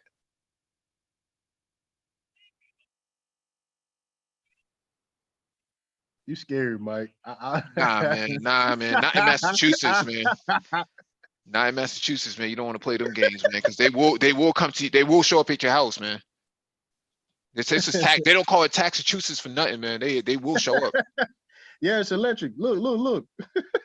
Yeah. I want an electric car, man, but the thing is, none of them really, pique my interest, man. Outside of like a right now is a Jaguar I-Pace. That's like the only thing that really gets my interest right now. But outside of that, there's nothing on the market that I would really consider spending my money on. Even though I'm at the point of the threshold where electric cars are getting 320, 340 miles to the charge, where my four-cylinder is only getting me 310 miles to the tank in range. So probably 2022, I'll probably end up just going ahead and getting one. Sweden, I don't know if you saw the article about Sweden bringing to the market a $19,000 electric city car. 75 mile per hour top speed. I can't remember what the exact range was of it is, but I'm sure it was at least 200 miles and a 200-mile range. But for $19,000, especially from a Swedish manufacturer, I don't know how they're able to make that make sense. But somehow they're able to do it. But at any rate, that would be something that I would be interested in, like something like, something like just for the city, because I still got range anxiety. Until they get this electric network up and running everywhere I go. I got range anxiety, so if I got an electric car, it'd be just like for city jaunts. But as far as the tax thing is concerned, right, the fact that the IRS is like so aggressively pursuing this is a sign of the times, right? Yeah, we got pensions that are being rescinded. We know that with the birth rate, some of the public programs like Medicare, Medicaid, and Social Security is not sustainable. So with that particular trajectory, they're gonna have to tighten the belt and like really, really increase revenue by diminishing, false tax. Because people file false tax returns all the time. My dad's been audited twice. Yeah. So it's going to get progressive. I think we're going to see more of this stuff. More like tax. IRS pursuing people for taxes and stuff like that. Oh yeah, especially with the booming economy, man. They're gonna start going after a lot of people, man. Man, when this thing hit the blockchain taxes, it'll be an afterthought. You won't even know about tax. Everything just be taken off. You won't even have to file it because it'll be on the block. Yeah, that's the iPay. Yeah,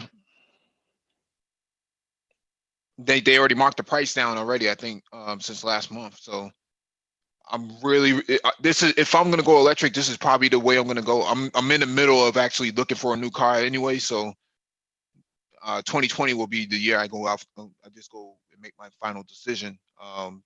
But this is in my this is at the top of my list for electric cars. But because my job right now, they're actually converting the garage. They started this week, started Monday. They started converting the parking garage for EV vehicles. So they're putting up solar panels all around, and then they're connecting all the solar panels to a grid within the garage, so you can plug in. Everybody can plug their cars in. So that should be finished by Christmas.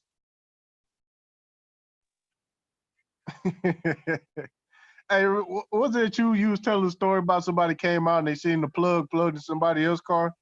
Yeah, they have public grids now, but in certain towns, and a racist white person unplugged another person's car that was charging and plugged their car in there overnight, and the person came out in the morning and saw that their battery was dead.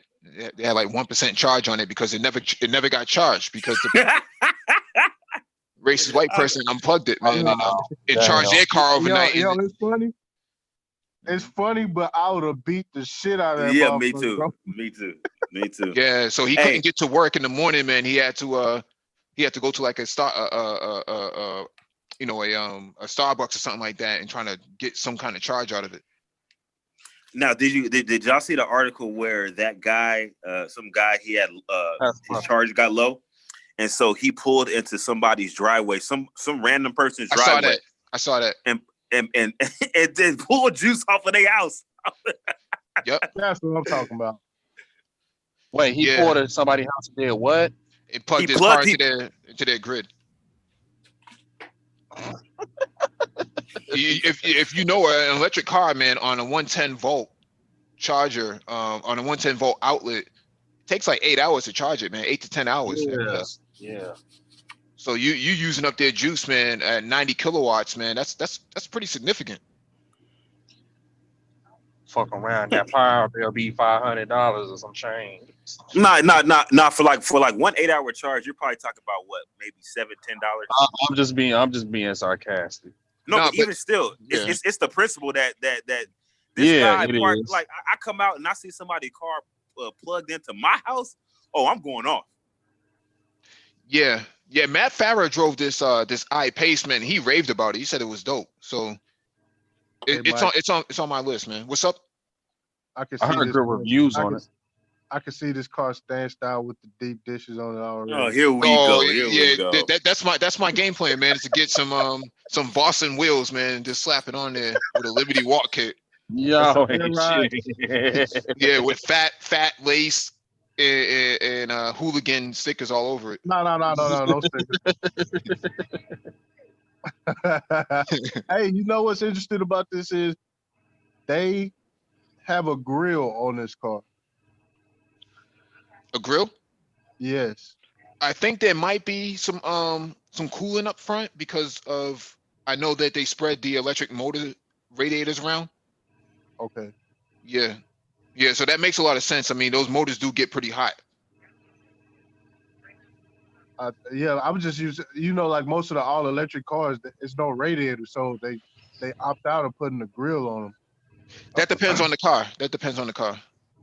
Where are the batteries in this one? Along the bottom? I think it lines along the spine of the car, like around the console.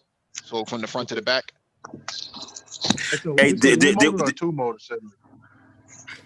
Say that again. Is it a one motor or a two motor setup? Let's see.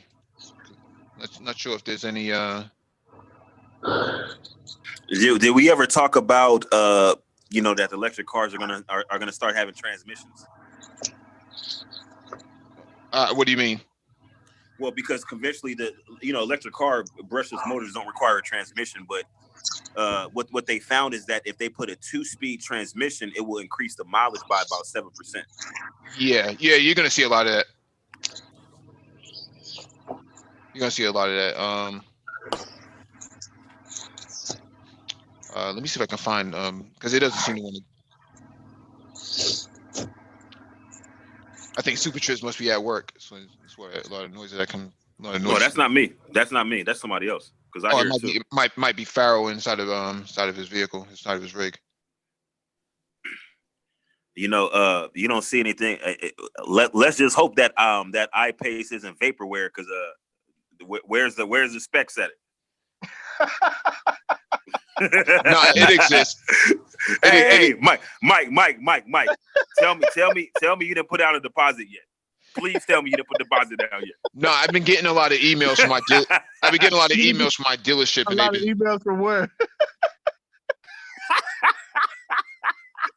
Even background noise, y'all. He got some phishing emails. No, because I went last year. I went to go test drive the Jaguar F-Type SVR because I was looking to get one. Because I was looking for a new car anyways, and I test drove that. I wasn't a big fan of that at all, man. It's a nice looking car, but I was not a big fan of how it drove. So it kind of kicks you around like a horse, and I don't really like that, man. Mike bought a Jaguar from the King of the Moon. Yo, you a funny ass dude, man. Funny ass dude. Hey, we got. Is that inside the iPace? Yeah, that's the inside. That's not bad. Not too bad. With the dish steering wheel, okay. This motherfucker said the dish steering wheel. That's not bad. It's not bad, but the Tesla blows it out the water, man. No, you're crazy. The Tesla doesn't even have remotely close. Nah. I said the tip. Man, come on. Tesla only got a big ass iPad in the middle, and that's it. Yeah, but it's so simple and elegant. This I don't know. No, because look. Let's be honest. This is not breaking any new ground as far as interior design. Let's keep it 100. Let's keep it 100. Nah, not necessarily, man. Because if you look at the whole entire instrument panel cluster in the console, it's intuitive. Whereas with the Tesla, it's really stripped down for that very reason, to make it cheap. So that's why it's like that. If you look at the Tesla documentary with Elon Musk, and not Elon Musk, I forget who did it. I think it was DW who did it a couple months ago. Everything is cost cutting, everything for the Tesla. It's always about cost cutting. So they design it like that to make it as basic as possible. But see, but even despite the intentions, I'm not gonna deny the intentions, but it actually works. It looks good. Like this doesn't really look good. It doesn't. I would have to disagree. I actually like the interior. Well, I think they need to hire somebody from Audi to show them how to do an interior. That's actually how the Audis look too. If you look at the e-tron. Well, yeah, I'm talking about the combustion engine Audis. I haven't seen the e-trons. I haven't seen any of the electric Audi interiors, but yeah, e-trons are out, man. They don't look that much different. They all pretty. But see, but that's the thing. Take that picture right there with the seats. I want to see the roof. I mean, as an electric vehicle, you have so much more versatility as far as the design of the interior. I mean, I should be seeing breathtaking designs. The bar should be pretty high for an electric vehicle because you don't have the constraints that you have with a combustion engine and a transmission that comes with that. The seats look good. I'll give them that. Well, yeah. I mean, basically, all the stuff is just pretty much taken out of a Range Rover. If you really think about it, if you really look at the interior of a Range Rover, Velar, or any of those new Range Rovers, a lot of that stuff is just straight from it. Yeah, they are similar. Yes, so a lot of that is parts bin. So that's why when you said that, I was like, wait a second. The rest, a lot of this stuff is Land Rover, Range Rover, quality. As a matter of fact, this whole entire dash is straight out of a Velar, if I remember correctly. And I like everything except the dash. That whole dash console, I don't like it. Mm-hmm. I just don't like it. I don't think it looks good. Would you prefer an 8-track? Well, I don't know. Tie City.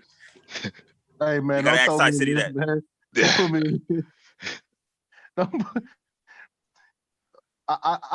I like the I like the dash. It's got too much slope. Yeah, maybe that's what it is. That slope. I think that's probably what it is. The way it just looks, just something about it don't sit well with me. Well, because you're used to using a 4Runner with the with a 4.2-inch touchscreen that I always accidentally call my cousin instead of trying to press the radio button. The buttons on the 4Runner has the worst infotainment on the market, bar none. I'm not gonna lie, I can't stand the infotainment. Like, no, literally, you need an electron microscope just to read the text on the screen. The screen is probably it's an 8-bit. It got a Nintendo processor for the infotainment. It's 8-bit. Probably got about 16 colors. I'm not exaggerating either. It's horrible.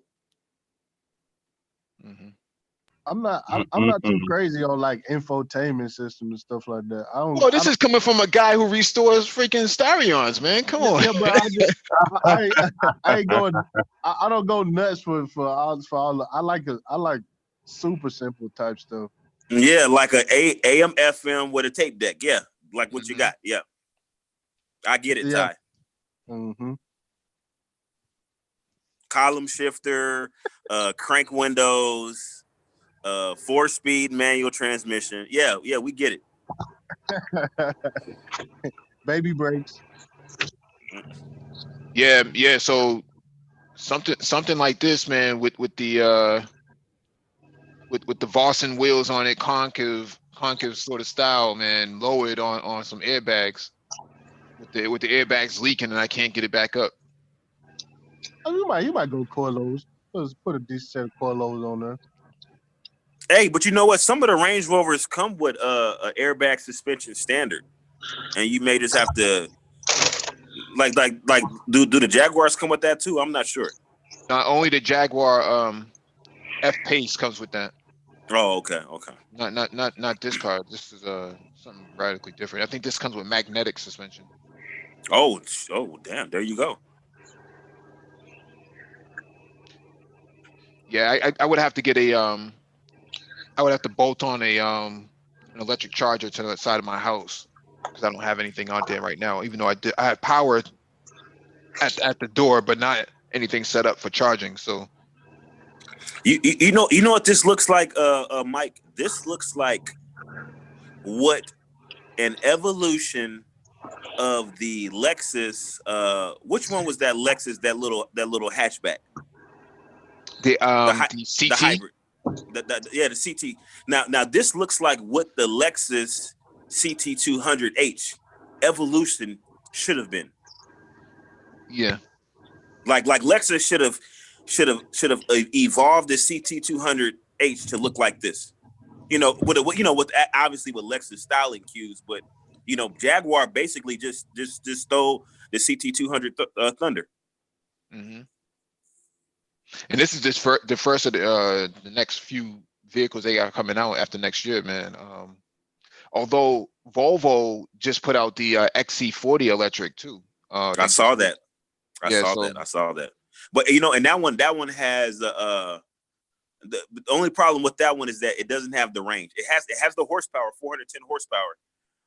But it doesn't have the range that a lot of people were looking for. Mm-hmm. It's a little bit less range than a lot of people want at this point, because at this point you want to maximize range versus performance, because again that range anxiety is real, and depending on where you live, you may not be able to have access to charging stations as frequently as you want. So you want to be able to do a round trip from home to work, and then be able to stop at grocery store and pick up the kids, whatever, all that kind of stuff, and not have to worry about it.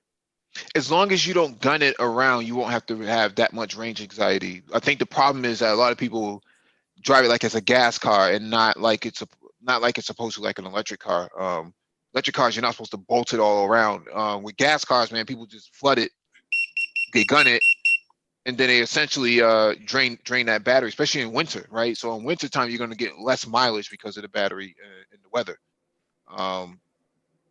Summertime is a little bit different, but in Massachusetts, in New England, the turnpike is set up with charging stations every so many miles by design. And I think Tesla might have helped them out with that. But essentially, you can go from Maine all the way down to New York and find charging stations all up around the highway. So.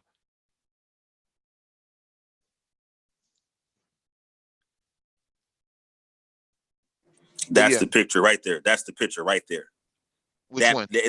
That white one. It looked mean right there. The white with the black wheels. Yeah, that's kind of cool. That looked mean right there, Mike. Yeah, let me find some Volson wheels, man, because I know Tie City's big on Volson, man. Nah, man, Volson played out, man. Don't do it like that. Tie City is big on Toyo Prox's tires too. R88, Toyo R88, 88. Hey, you know what though? Volson had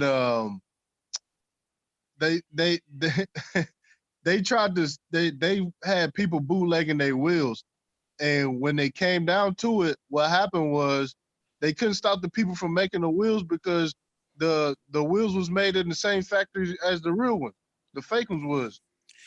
But you know what, Tie City, Volson, when they first came out, they was making wheels that looked just like Anke. Yeah.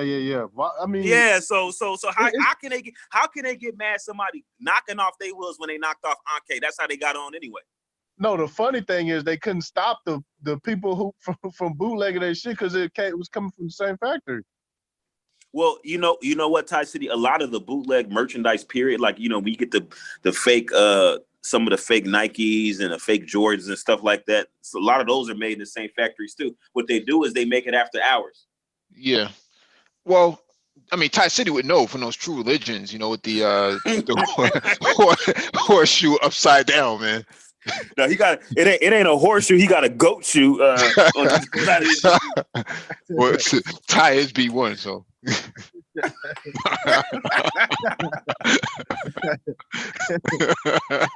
I'm kidding you, man. Tie City don't wear True Religion. Tie City wear Bugle Boy jeans still. Nah, man, I wear Jabos.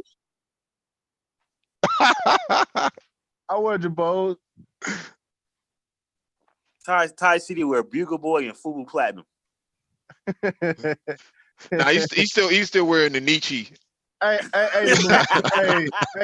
the Muhammad Ali platinum or the Fat Albert platinum? Nah, the Fat Albert. You still got the Fat Albert. Yeah. You wasn't outside. Hey, you wasn't outside. I know what you were wearing. Nah, you got that. You got that. You still got that baby blue football jersey. The FUBU.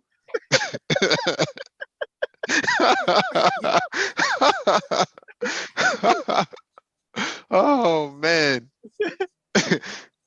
No. Hey, on the wheels though, they had to get on their game, man. They was falling off fast. They still Yeah. trying to get back some kind of respect though, but Boston kind of played out. I think people like the 3-piece wheels because you can really tailor them to fit the vehicle. Yeah. But you know what? It's so much competition out there, right? And a lot of these wheels, like Boston wheels, they're not groundbreaking as far as technology. Like the wheels are heavy. Well, because they're cast iron. They're not hyper forged. Yeah. Yeah, like we not like you start talking about some magnesium wheels, titanium, like now you got people with carbon fiber. Like so these right here, the other ones, they forge, but they got like a collaboration with work wheels. I wouldn't. They overpriced for what they are on the tools. It's all gravity cast. It's gravity cast. A lot of it's gravity cast. Now, but they look good. I'm not gonna lie, they actually look good. But I mean, as far as like what you're getting, as far as they're not technologically advanced and they're pricey. Yeah, heavy as fuck because they cast iron. Yeah. Shit, I think that's why I think your best bet is to get them carbon fibers now. No, well, see, that's the thing about the carbon fibers. I don't know. Like, if you got a high-powered vehicle, I'll be scared about because I think somebody was saying, I want to say I saw a video on YouTube. Some guy had carbon fiber wheels and, he cracked them. Well, he cracked them on the road, but not necessarily on the track, right? So that's really what carbon fiber wheels are really meant to be used. Yeah, you're right. Yeah, and I think a lot of these guys, man. Right? Say that again. For the track, right?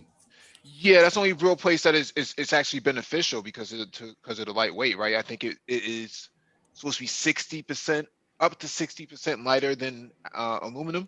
So if you're getting, if your aluminum alloy wheels are weighing anywhere between 30 to 35 pounds a piece, man, and you can get your wheels down to what, 6 pounds, 8 pounds? That's a significant difference, man. Yeah, unsprung weight, yeah. So you're talking about like 60 pounds at the wheels is like you might as well multiply that by 4. Like unsprung versus sprung is like times 4. So that's like the equivalent of maybe losing 240 pounds total of the car. Yeah. I mean, when you get to look at like wheels like this, they're not competing with work and all the other companies when it comes to wheels. They just ain't got it. Who's another company, Ty? You got Work Wheels. Work Wheels. They out of Japan. I mean, and Work Wheels got the name. When you say Work Wheels, people like Yeah, BBS and BBS. OZ. BBS been around for way too long. Yeah. And that's the thing. W though. Yeah, that's some Work Wheels right there. That's the real deal right there. Oh shit! Yeah, them the work. Look at that finish on that. Oh shit! Oh, okay, Ty City. Yeah, that ain't no Boston shit right there. That shit right there is stupid. He said that ain't no Boston shit. Nah. I've never been a fan of Boston anyway. The problem with Boston, man, is a lot of I don't want to be a racist, but a lot of certain groups of people, man, threw them on Hondas, man.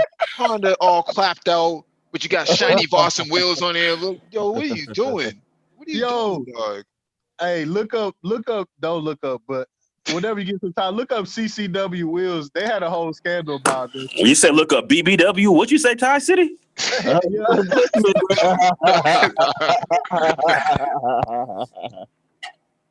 Nah, because it's like dudes who go back to school, bummy, but you got some new fresh kicks on. It's like, come on, man, cut it out, man. But you see it in in the enthusiast scene, man, guys with clapped out cars, man, but some shiny Vossen wheels on it. It's like, yo, dog, that's not even staggered. Like your wheels are just poking out. You didn't roll your I mean, but fenders. it depends on where you go, because some places that you go, like they will clown. I mean, like you got guys that know they can look at your car from a distance and tell and say everything on your damn car and will clown you, like especially in California. Mhm. Yo, it's for real. You riding around on some fake wheels that just don't fly here. You can have the engine, the paint. If you got some fake wheels, bro, you gonna get talked about. Oh, you done with shit. Well, what's the difference? I mean, chicks wear fake hair, fake nails, and all that stuff. Why cats can't ride with fake wheels? Nah. You know what happened? You know the fake wheels started when people was trying to get the Ancaves, and Ancaves not only was they expensive, they was hard to get. Like you just couldn't just get them. You know what I mean? So then that's when all these fake rim companies start coming out, and people was getting them, and people was calling them out, because cats spend a lot of money on their Ancave wheels. A lot of cats have to wait a long time to get them, and so then here you go with somebody who got some wheels that look like yours, but they not the real deal, and you mad? You like, wait a minute, hold on, and these cats was clowning.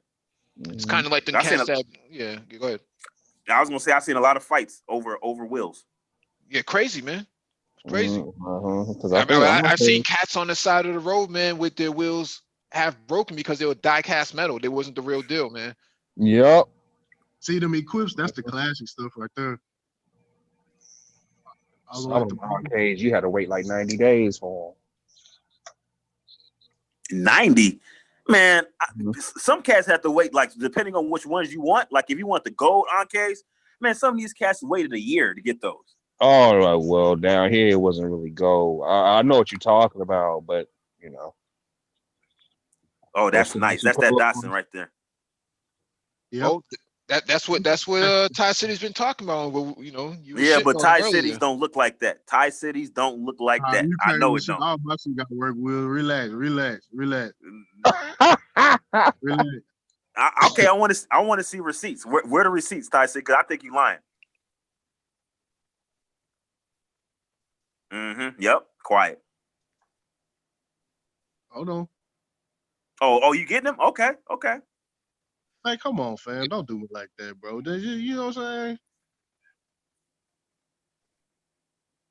Don't do me like that. That GTR, boy. I would love to have that one right there. Yeah, you don't. To me, you don't drive a car like that. That should just sit there. Nah, me. No, I ain't. If I got that, I'm driving it. Now I'm only driving it, in pristine weather.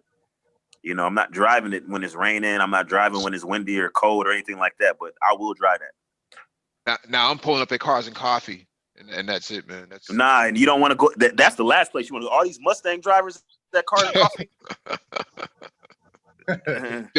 This is Tie Cities right here. That's nice. Nah, I wish that one. That's cold. That's a Skyline too.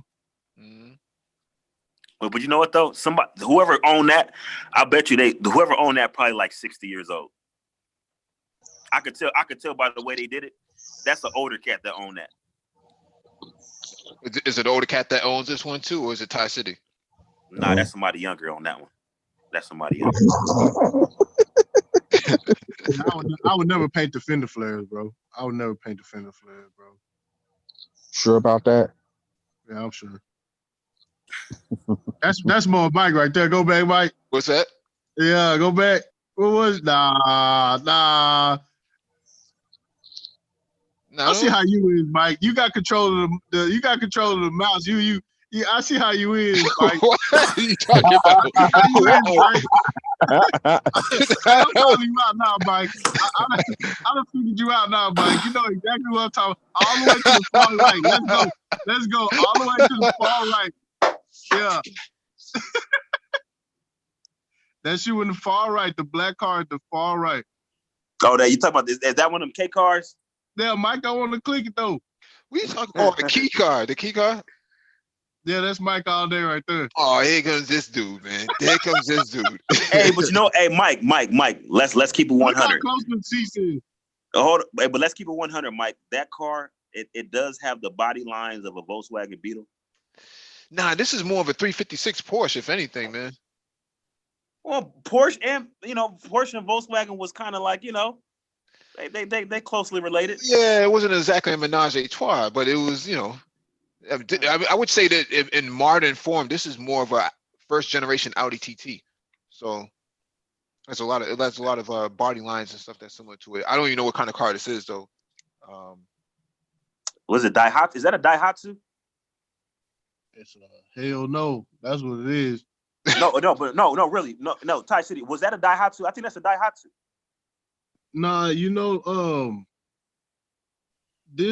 cars like that were Japan had a bunch of like coach builders in the 90s, and they made cars like that. But I think that's a Daihatsu. I think that is a Daihatsu. They becoming popular now. They importing them in the States now. How are they getting them in there? It's not past 20 years, right? Yeah, those cars, they look modern, but they were building those cars in back in the days, those K cars. It was a coach builder that was real good with them. Okay. Yeah, this is the business though. That is the one right there. Yeah, that's serious business right there. And that car is gonna go up in value like every year. Oh, you're gonna pay for that one. Pay for it. You're not gonna be able to get it. Whoever got that ain't selling that. Yeah, you gotta get it. You gotta wait till they die. Hey, you gotta get a blicky. Hey, you familiar with the Toyota 2000 GT? Yeah. Yeah. For the precursor to the Supra. That motherfucker $1 million now, man. What? And Thai City had one, and he let it go for like 10 bands. Nah. I was about to say, really, Thai City? Nah, hell nah, bro. I done came across some rare cars, but if I came across one of them, bro, and I let it slip through my head, I wouldn't be able to live with myself, bro. How do you live with yourself now? Lots of tetanus shots. Y'all, shit.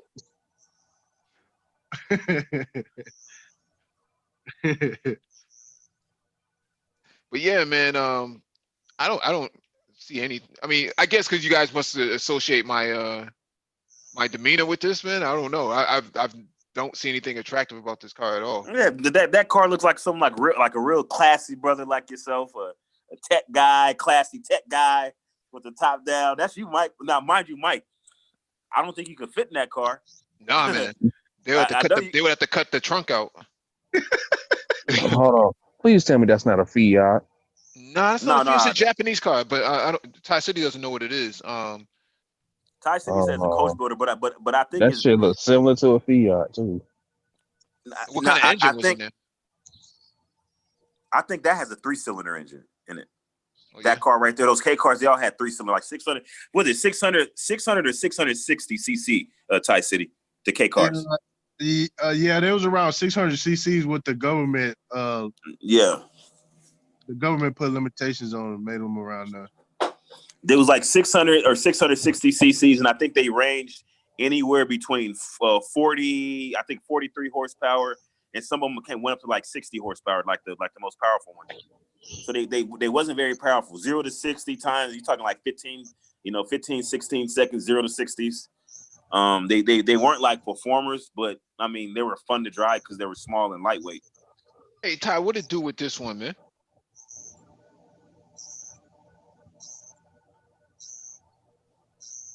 That one? That's hard. Yeah, that company Star Road, they a famous Japanese restoration company. They shop is crazy too. And no, Star Road do resto mods.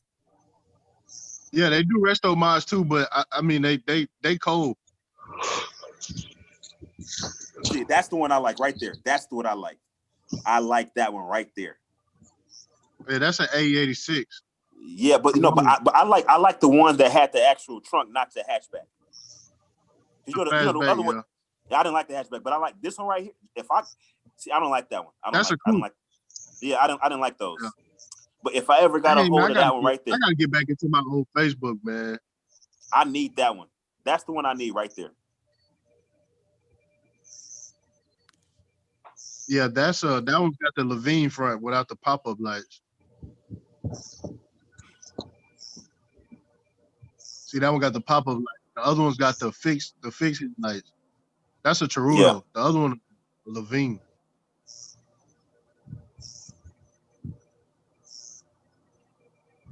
Panda, man, the motherfucker's hard. I They can't hard to believe find you though. like vintage cars like those, Ty City. That's very rare. Yo, Ty No. City's a rare breed, man. That's why Yeah, when it is. he first came onto the Hangouts, man, I was like, yo, this dude, he likes this type of stuff. He really knows his shit. Because there's very few dudes that I know that can actually point this stuff out, unless they Puerto Rican or something. But Okay, you see this car right here? yeah. This what I was saying about Hi. Hey, Diane. How you no doing? that okay, so this is a toy model, but they have this will be built on top of a 240. It will be made to look like that, but it'll be a 240. A coach builder will flip it into that. That's crazy. Yeah. Yeah, this is crazy too.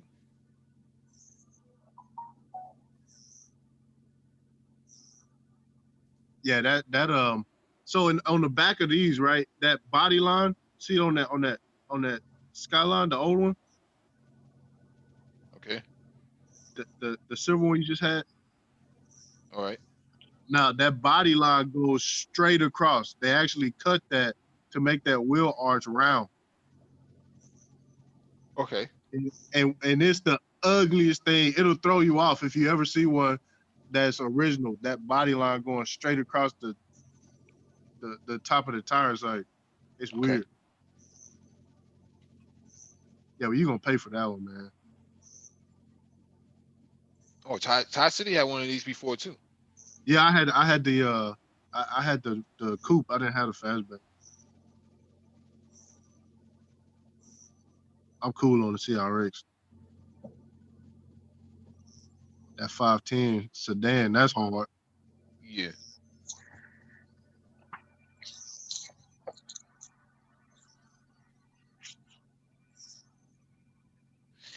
Yeah.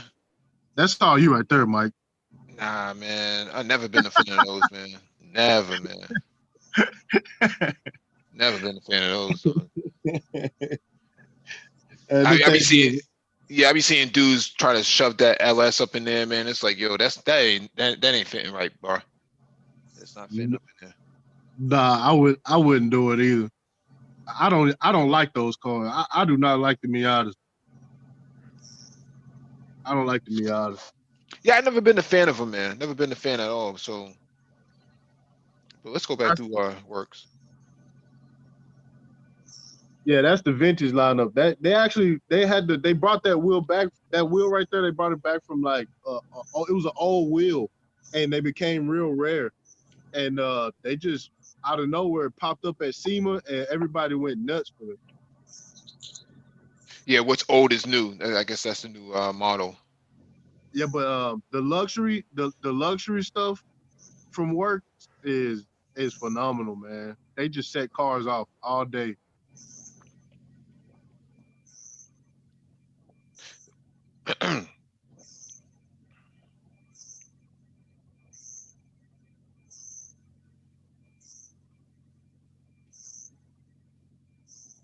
Yeah, That's what you the gonna pay? luxury stuff right there. What's good? Yeah. That's for the VIP whips, like the LS 400s. They slamming them. Man, that shit classic, man. That shit classic, man. I don't know what it is about a wheel like that with those windows with the like the angle windows, but in motion, man, those wheels go hard.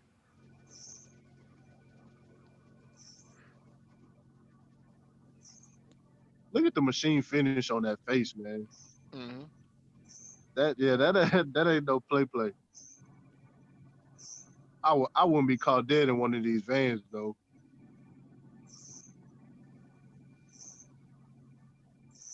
Mm-hmm. Yeah, that Sienna's If I had to do Lyft or Uber, man, I'd do that with pride. Oh, the Sienna. Yeah. With the automatic open doors, man, that go hard, man.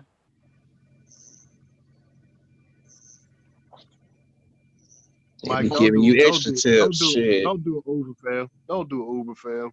I'll do it on purpose, man. I'll do a cash cab, man, and just have people, playing games with them, and not taking them where they need to go to, just playing games with them.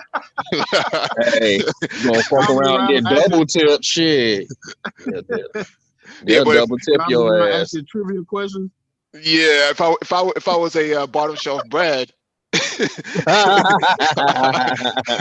box Chevy. yeah, be box getting Chevy, the bag, be getting the bag, huh? yeah, with the equipped wheels on there.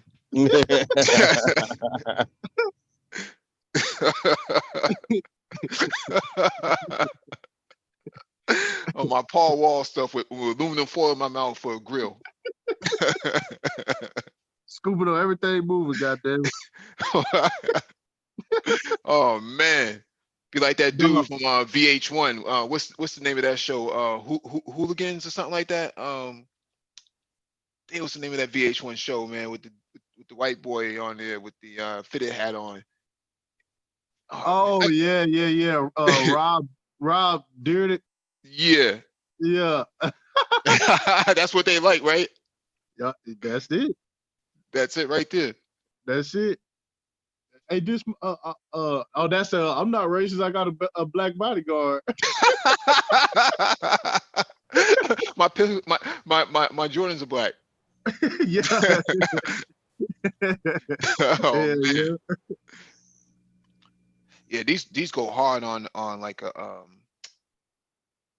S500. Oh yeah, the big bodies all day Yeah, long. yeah. Those or the first LS400s, all black on black. Yeah, but it's a website called VR Wheels, and they take these wheels and then they put the big lips on them. Really?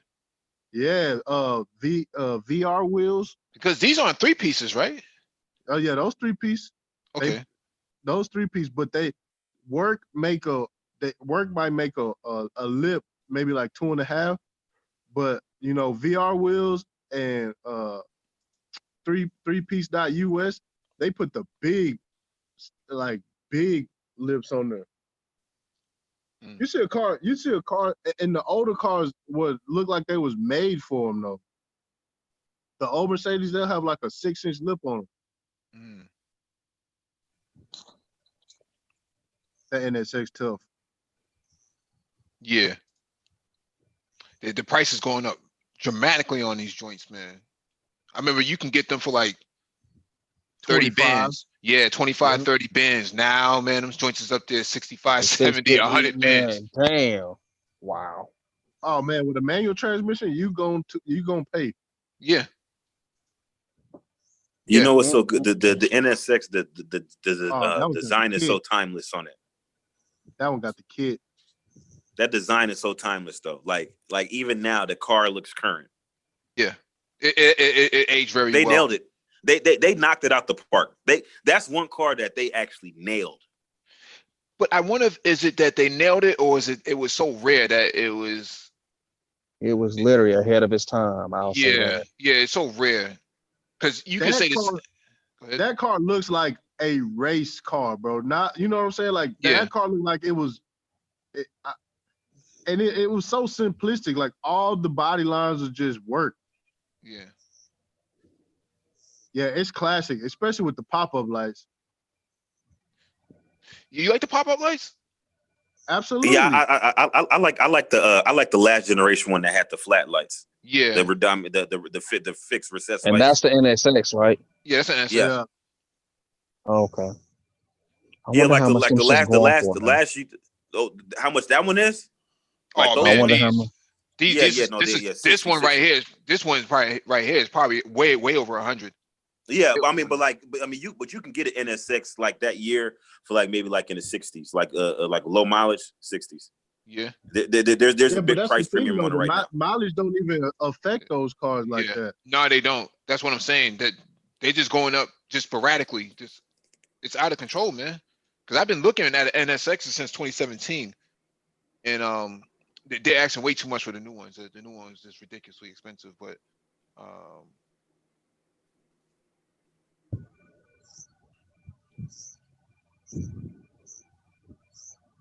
let me see. I actually seen a black one, one of the new ones today coming home. Hey, but look, hey, that one 119 for the 2017. Yeah, the thing is, That's a big discount. Yeah, the 2017s had a few technical issues with them. They weren't 100% bulletproof. But I think Honda fixed all the issues with them. But I think a lot of people got out of them. Look at that one. They won 65 for that 96. Or 54, 49, 38.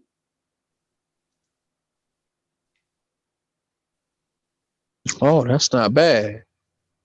Yeah, that's around the same price that Camaro ZL1. Yeah. But see, but I It's want gonna be that an 96. automatic.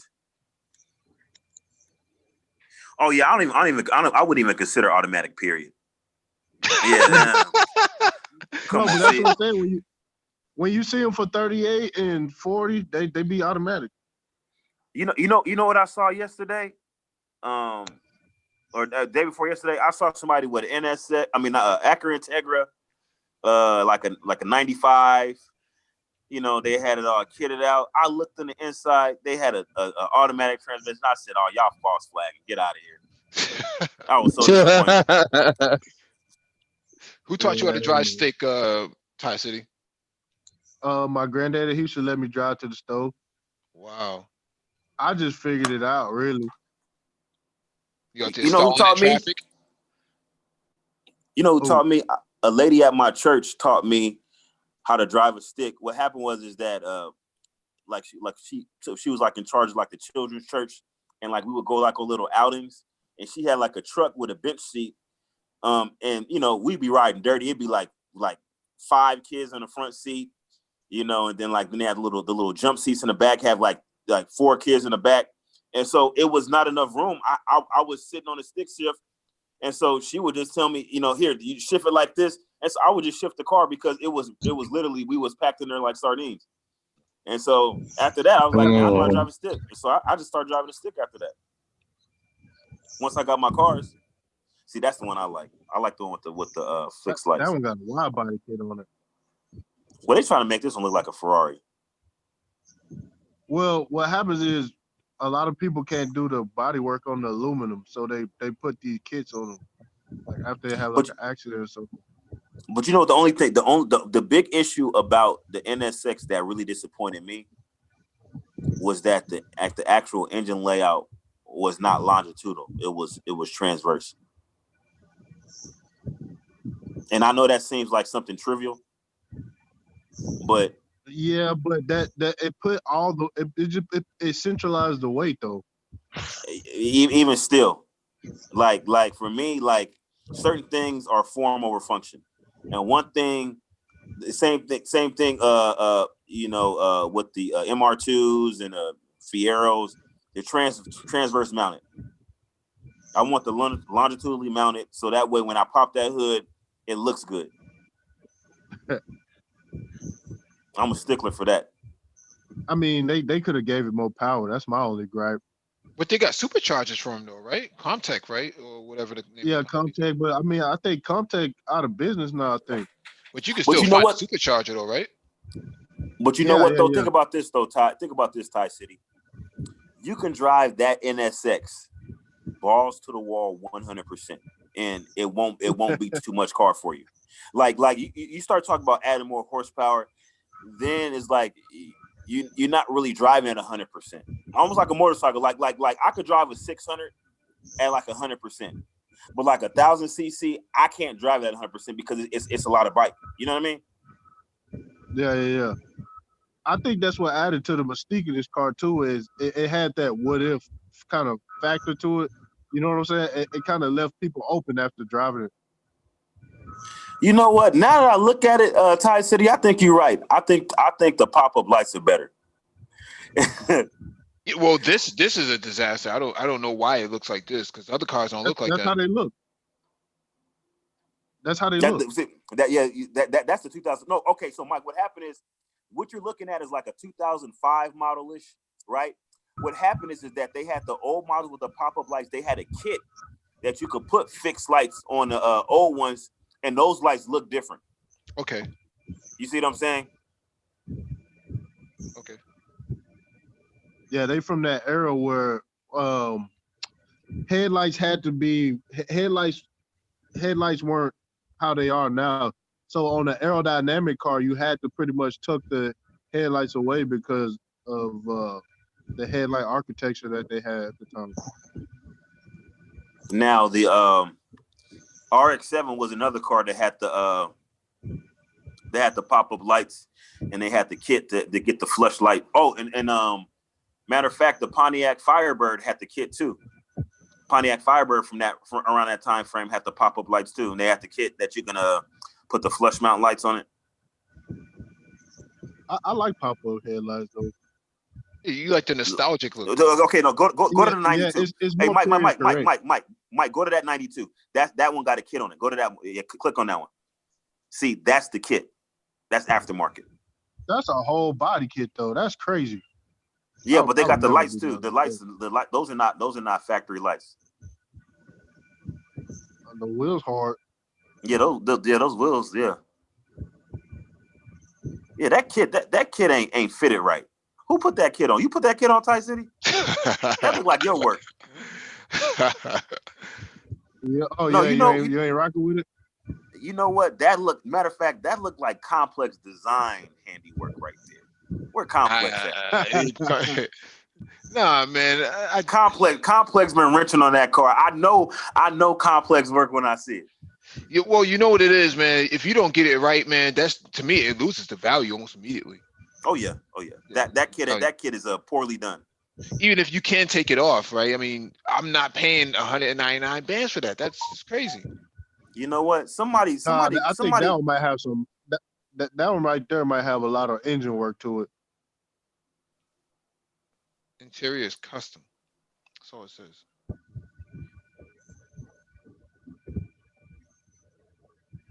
$550 to the wheels. Yeah, $550 to the wheels. Man, even still, man, like that's not worth it. 100 because you can get $550 to the wheels, and you know for about what? How much you think? $550 to the wheels probably cost you what? About $30,000. Nah, cheaper than that. Central Florida Turbo got a turbo kit that they build for these. No. Okay, not just to the wheels. I'm talking about the whole build. Like if you put $550 to the wheels, you got to redo the suspension. You know, you probably want to look at the transmission, maybe beef up the transmission, maybe the flywheel. I'm talking about a full build, maybe about $30,000. What you think? Yeah, 30. Yeah. But I mean, for 30,000, you could get 800, 900 horsepower out of it with a sleeve block and everything. Is that reliable though? Absolutely. You know, well, how is it to drive around the street though? I mean, so you start talking about 800 horsepower, 900 horsepower cars, then it's like not as much. You know, you really don't want to drive it around the street. Like 550, you know, I would say if I was gonna get a car like this driving the street, I would probably keep it under 500. So I would think maybe like 425, you know, maybe 450 at the most. It'd be a nice streetable car with enough power to really, you know, to get it moving on at the stoplights and on the freeway. Well, the thing about the NSX is that's probably the reason why they didn't put too much power on this because it was already like a balanced chassis. You know what I'm saying? It was already like tuned. Yeah. Dialed in. The power to weight ratio is pretty much the best they can get out of it. But once you start adding like forged alloy and really lightweight wheels and stuff like that, man, it really changes the dynamics on the car. So, for this. Listen, that car stock when it came out, that car was a problem. Yeah. Like Ferrari was scared. Mhm. That car was a problem. But Matt Farah earlier this year said that that new Evora is 1-for-1 the same as the old NSX. I believe it. I believe Yeah. it. Matter of fact, Yeah. somebody over here got the Evora. Somebody got a white one that they drive over here they live over here somewhere. Yep. I haven't figured out where it's at, but yeah, somebody over here got one of the Evoras. And You know- now this NSX, like, look at the hood. Look at the hood of this car. Like, where's Complex at? I know Complex put this wrench on this car. Where Complex at? I need some answers. It must have gotten into an accident before, man. And then look at, like, if you look real closely, Mike, like, I don't know if you can tell, but I can tell. Like, the front bumper was painted at a different time, and like the paint mixture was a little bit different. You could tell. Ty City, can you tell how the bumper is different?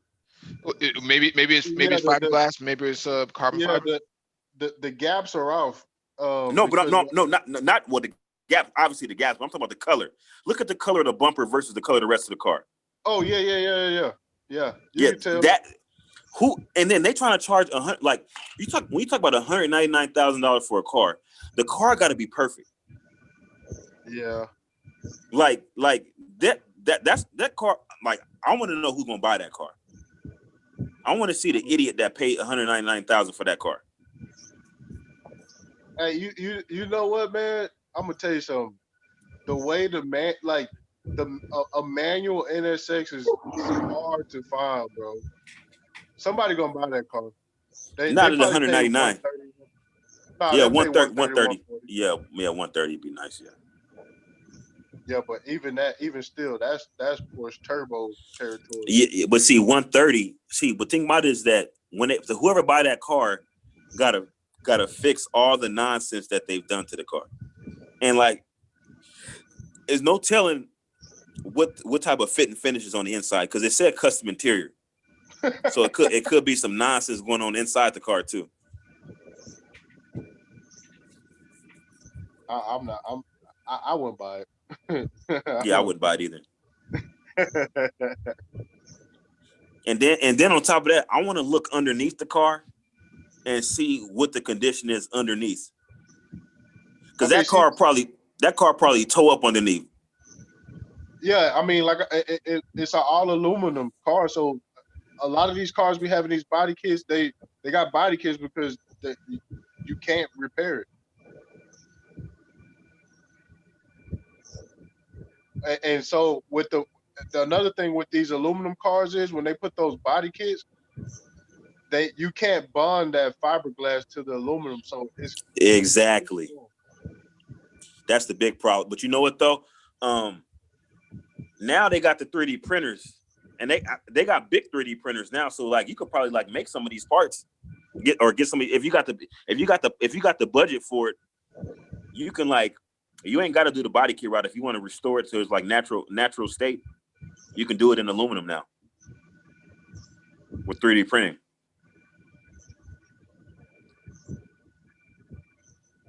Hey, what's that? That's that's a 92.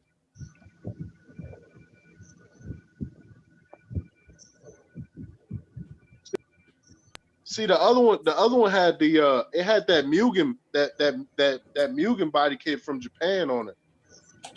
The one that was on the work website. Yeah. And like that one you probably get a 140, 150 for, because even the parts that are on there, just you're not going to get them no more. Exactly. Yeah, that's true. Yeah, but that's a good pickup. Like, I think these well, they bottomed out on price already. Hey, but Ty, didn't they release an actual Mugen NSX in Japan? I thought they released the Mugen NSX in Japan. No, they had a Type R in Japan. They had a Mugen NSX in Japan. No, I don't think so. I think it was just Type R, but I think Mugen might have made their own piece. Hold on, let me look this up. I could have sworn they had a Mugen NSX in Japan. Let me look that up.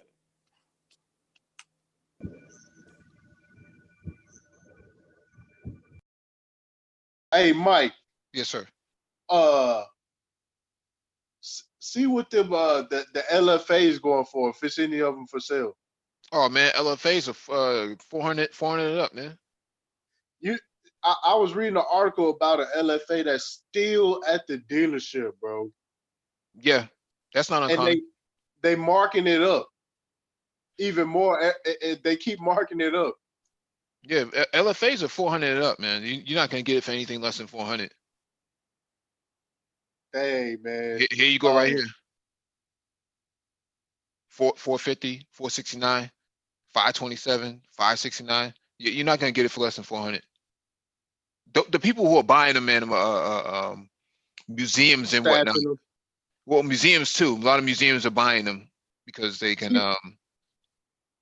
See that the body line is just that car is just so simple, and the design gets to the point. You know what I'm saying? Yeah, that should have been the new Supra. That's exactly what it should have been, the Super, man. It's a shame that a V10 that weighs the same amount as a V6, didn't get the limelight, man. So somebody at Toyota dropped the ball. Man, you know what? I was watching this video, and they had some of the engineers and stuff from the team talking about it, and they just pretty much said, they spent so much time designing the car that by the time they got it to production, the GTR already had dual clutch, already had all this other technology, and they undercut the price, and the performance was so hard. And they were saying that the LFA just they lost money on it. Yeah, but that's a given. They would have to sell the car at $1 million a piece in order to get the recoup the money back. There was no way they were going to be able to do that. But my thing is, why not just produce more cars and make up for the deficit? They dropped the ball by taking too long to put it out, man. Yeah, and that's where they lost out at. But to me, I don't care, man. I seen somebody driving one, and that thing just sounded so nasty, dog. Yeah, that V10, man, that shit is no joke. If I hit the lottery, I'm getting that white one. I'm getting that white one. Hey, you gotta get a garage first, man.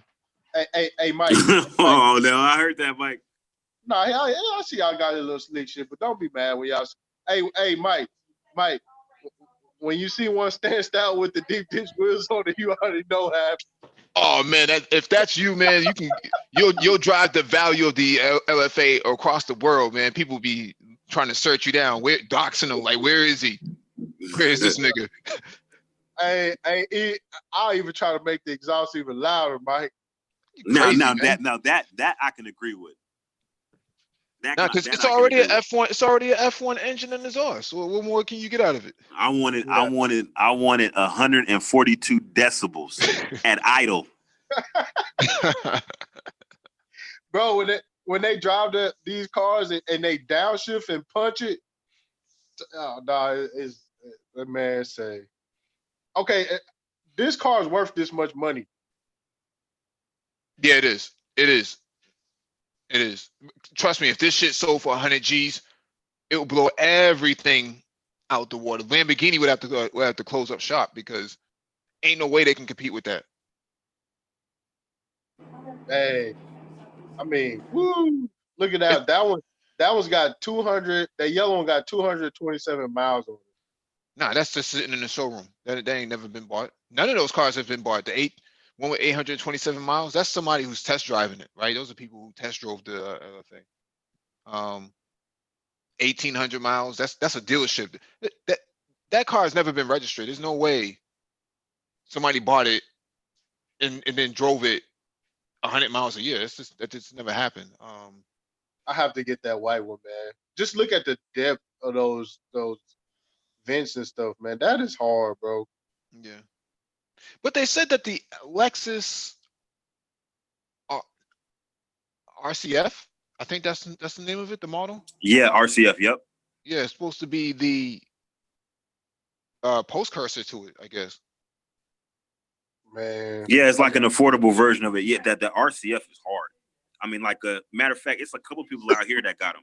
I see them driving up and down the freeway all the time in the RCF. But it don't sound like it though. Well, Nah, the RCF hell is no. V8. It's V8. It's V8. So yeah. But I mean, it sounds mean. It sounds mean, but it's V8. It's not. It doesn't sound nearly as good as this because this one I think revs significantly higher. Yeah, it's up to like 9,000 RPM. Yeah. That's crazy. Nah, look at that interior. Man. Look at the pedals, bro. Come on, dog. That motherfucker. Hey, that's bro. Come on, dog. That shit ain't nothing to play with. Yeah, it is dope. Yo. Then the gauges physically move. It ain't no screen moving around. They move. That shit tough, man. Yeah, it is. That car worth that much money, man. If I hit the lottery, man, say, come on, man. That's hey, say, yeah. I mean, that's a nice car, but there's no way. I don't care if I won a lottery. I'm not paying $400,000 for that. Oh yeah, you crazy. You crazy. You're Nah, paying I'm for not the you're paying for the you're paying for that exclusivity of a V10, man. And a Lexus. But it's if I want a V10, I'll just get a Viper. Nah, it's not the same, Go dog. back to that look. I know it's not the same, but still, that's just too much money for that. That's tough. That shit tough, man. Come on, dog. Ty City in his man bags. You Man, that's the worst looking. That luggage is trash. Nah, that's I could trade that luggage in and get a Camaro.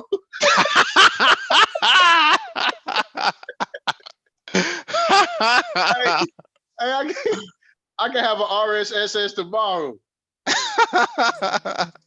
No, that's your hard, bro. Come on, man. No, that luggage is trash. You want to see? You want to see luggage? Look at the key. Go back to the key, man. Wait, you come on, dog. Come on, dog. Surfing on the internet. Wait, go back to the key. I gotta zoom in because that key was so small. Let me zoom in real quick. Yeah, zoom in on that carbon fiber weave. Yeah, it's a key though, man. It's like nobody uses keys anymore. Everything is. Come on, I don't care about that key. Well, Ty City likes to flip keys like a janitor. You know what though, man? I think this car right here is right before cars just went into La La Land, man. Yeah, but look what it was designed. It was designed at a certain point. When it was released, it was like, okay. Yeah, but that's obsolete. what I'm saying. Now it's just like cars are just. The wing go hard. It goes up and down, man. That shit is crazy. Dog. It's just it's got a like a minimalist design to it, but it's serious. It's a modern design, very modern. You know, let me be honest. This is a superb vehicle, but $400,000 Look is at that too much, work man. on that. Good, it's too Lord. much. 400,000 is too much. Yeah. Okay. All right, fam. 469, 998. That's a lot of money. Hey, guess what? It's only gonna get higher.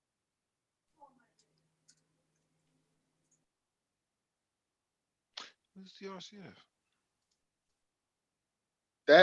Oh man, come on, dog. The Yamaha built that engine, bro. Yeah, it did. You may have to look up new RCFs. Look up new RCFs too.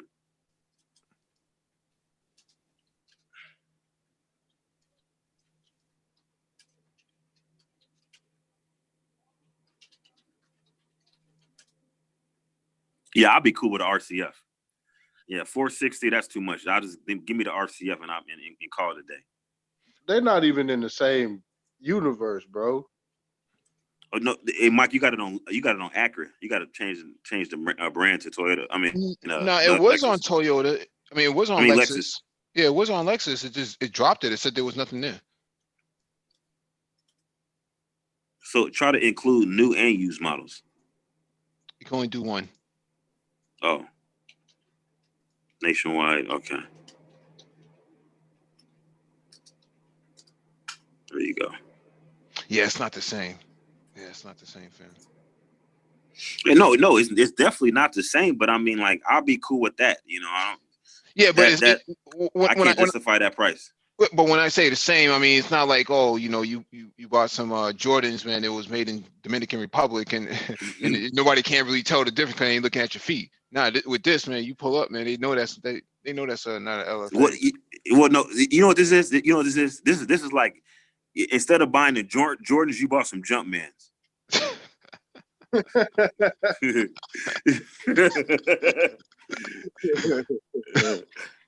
Bro, Paul that Bryan, LFA, Paul Bryan know all about that. Paul Bryan is a Jumpman aficionado.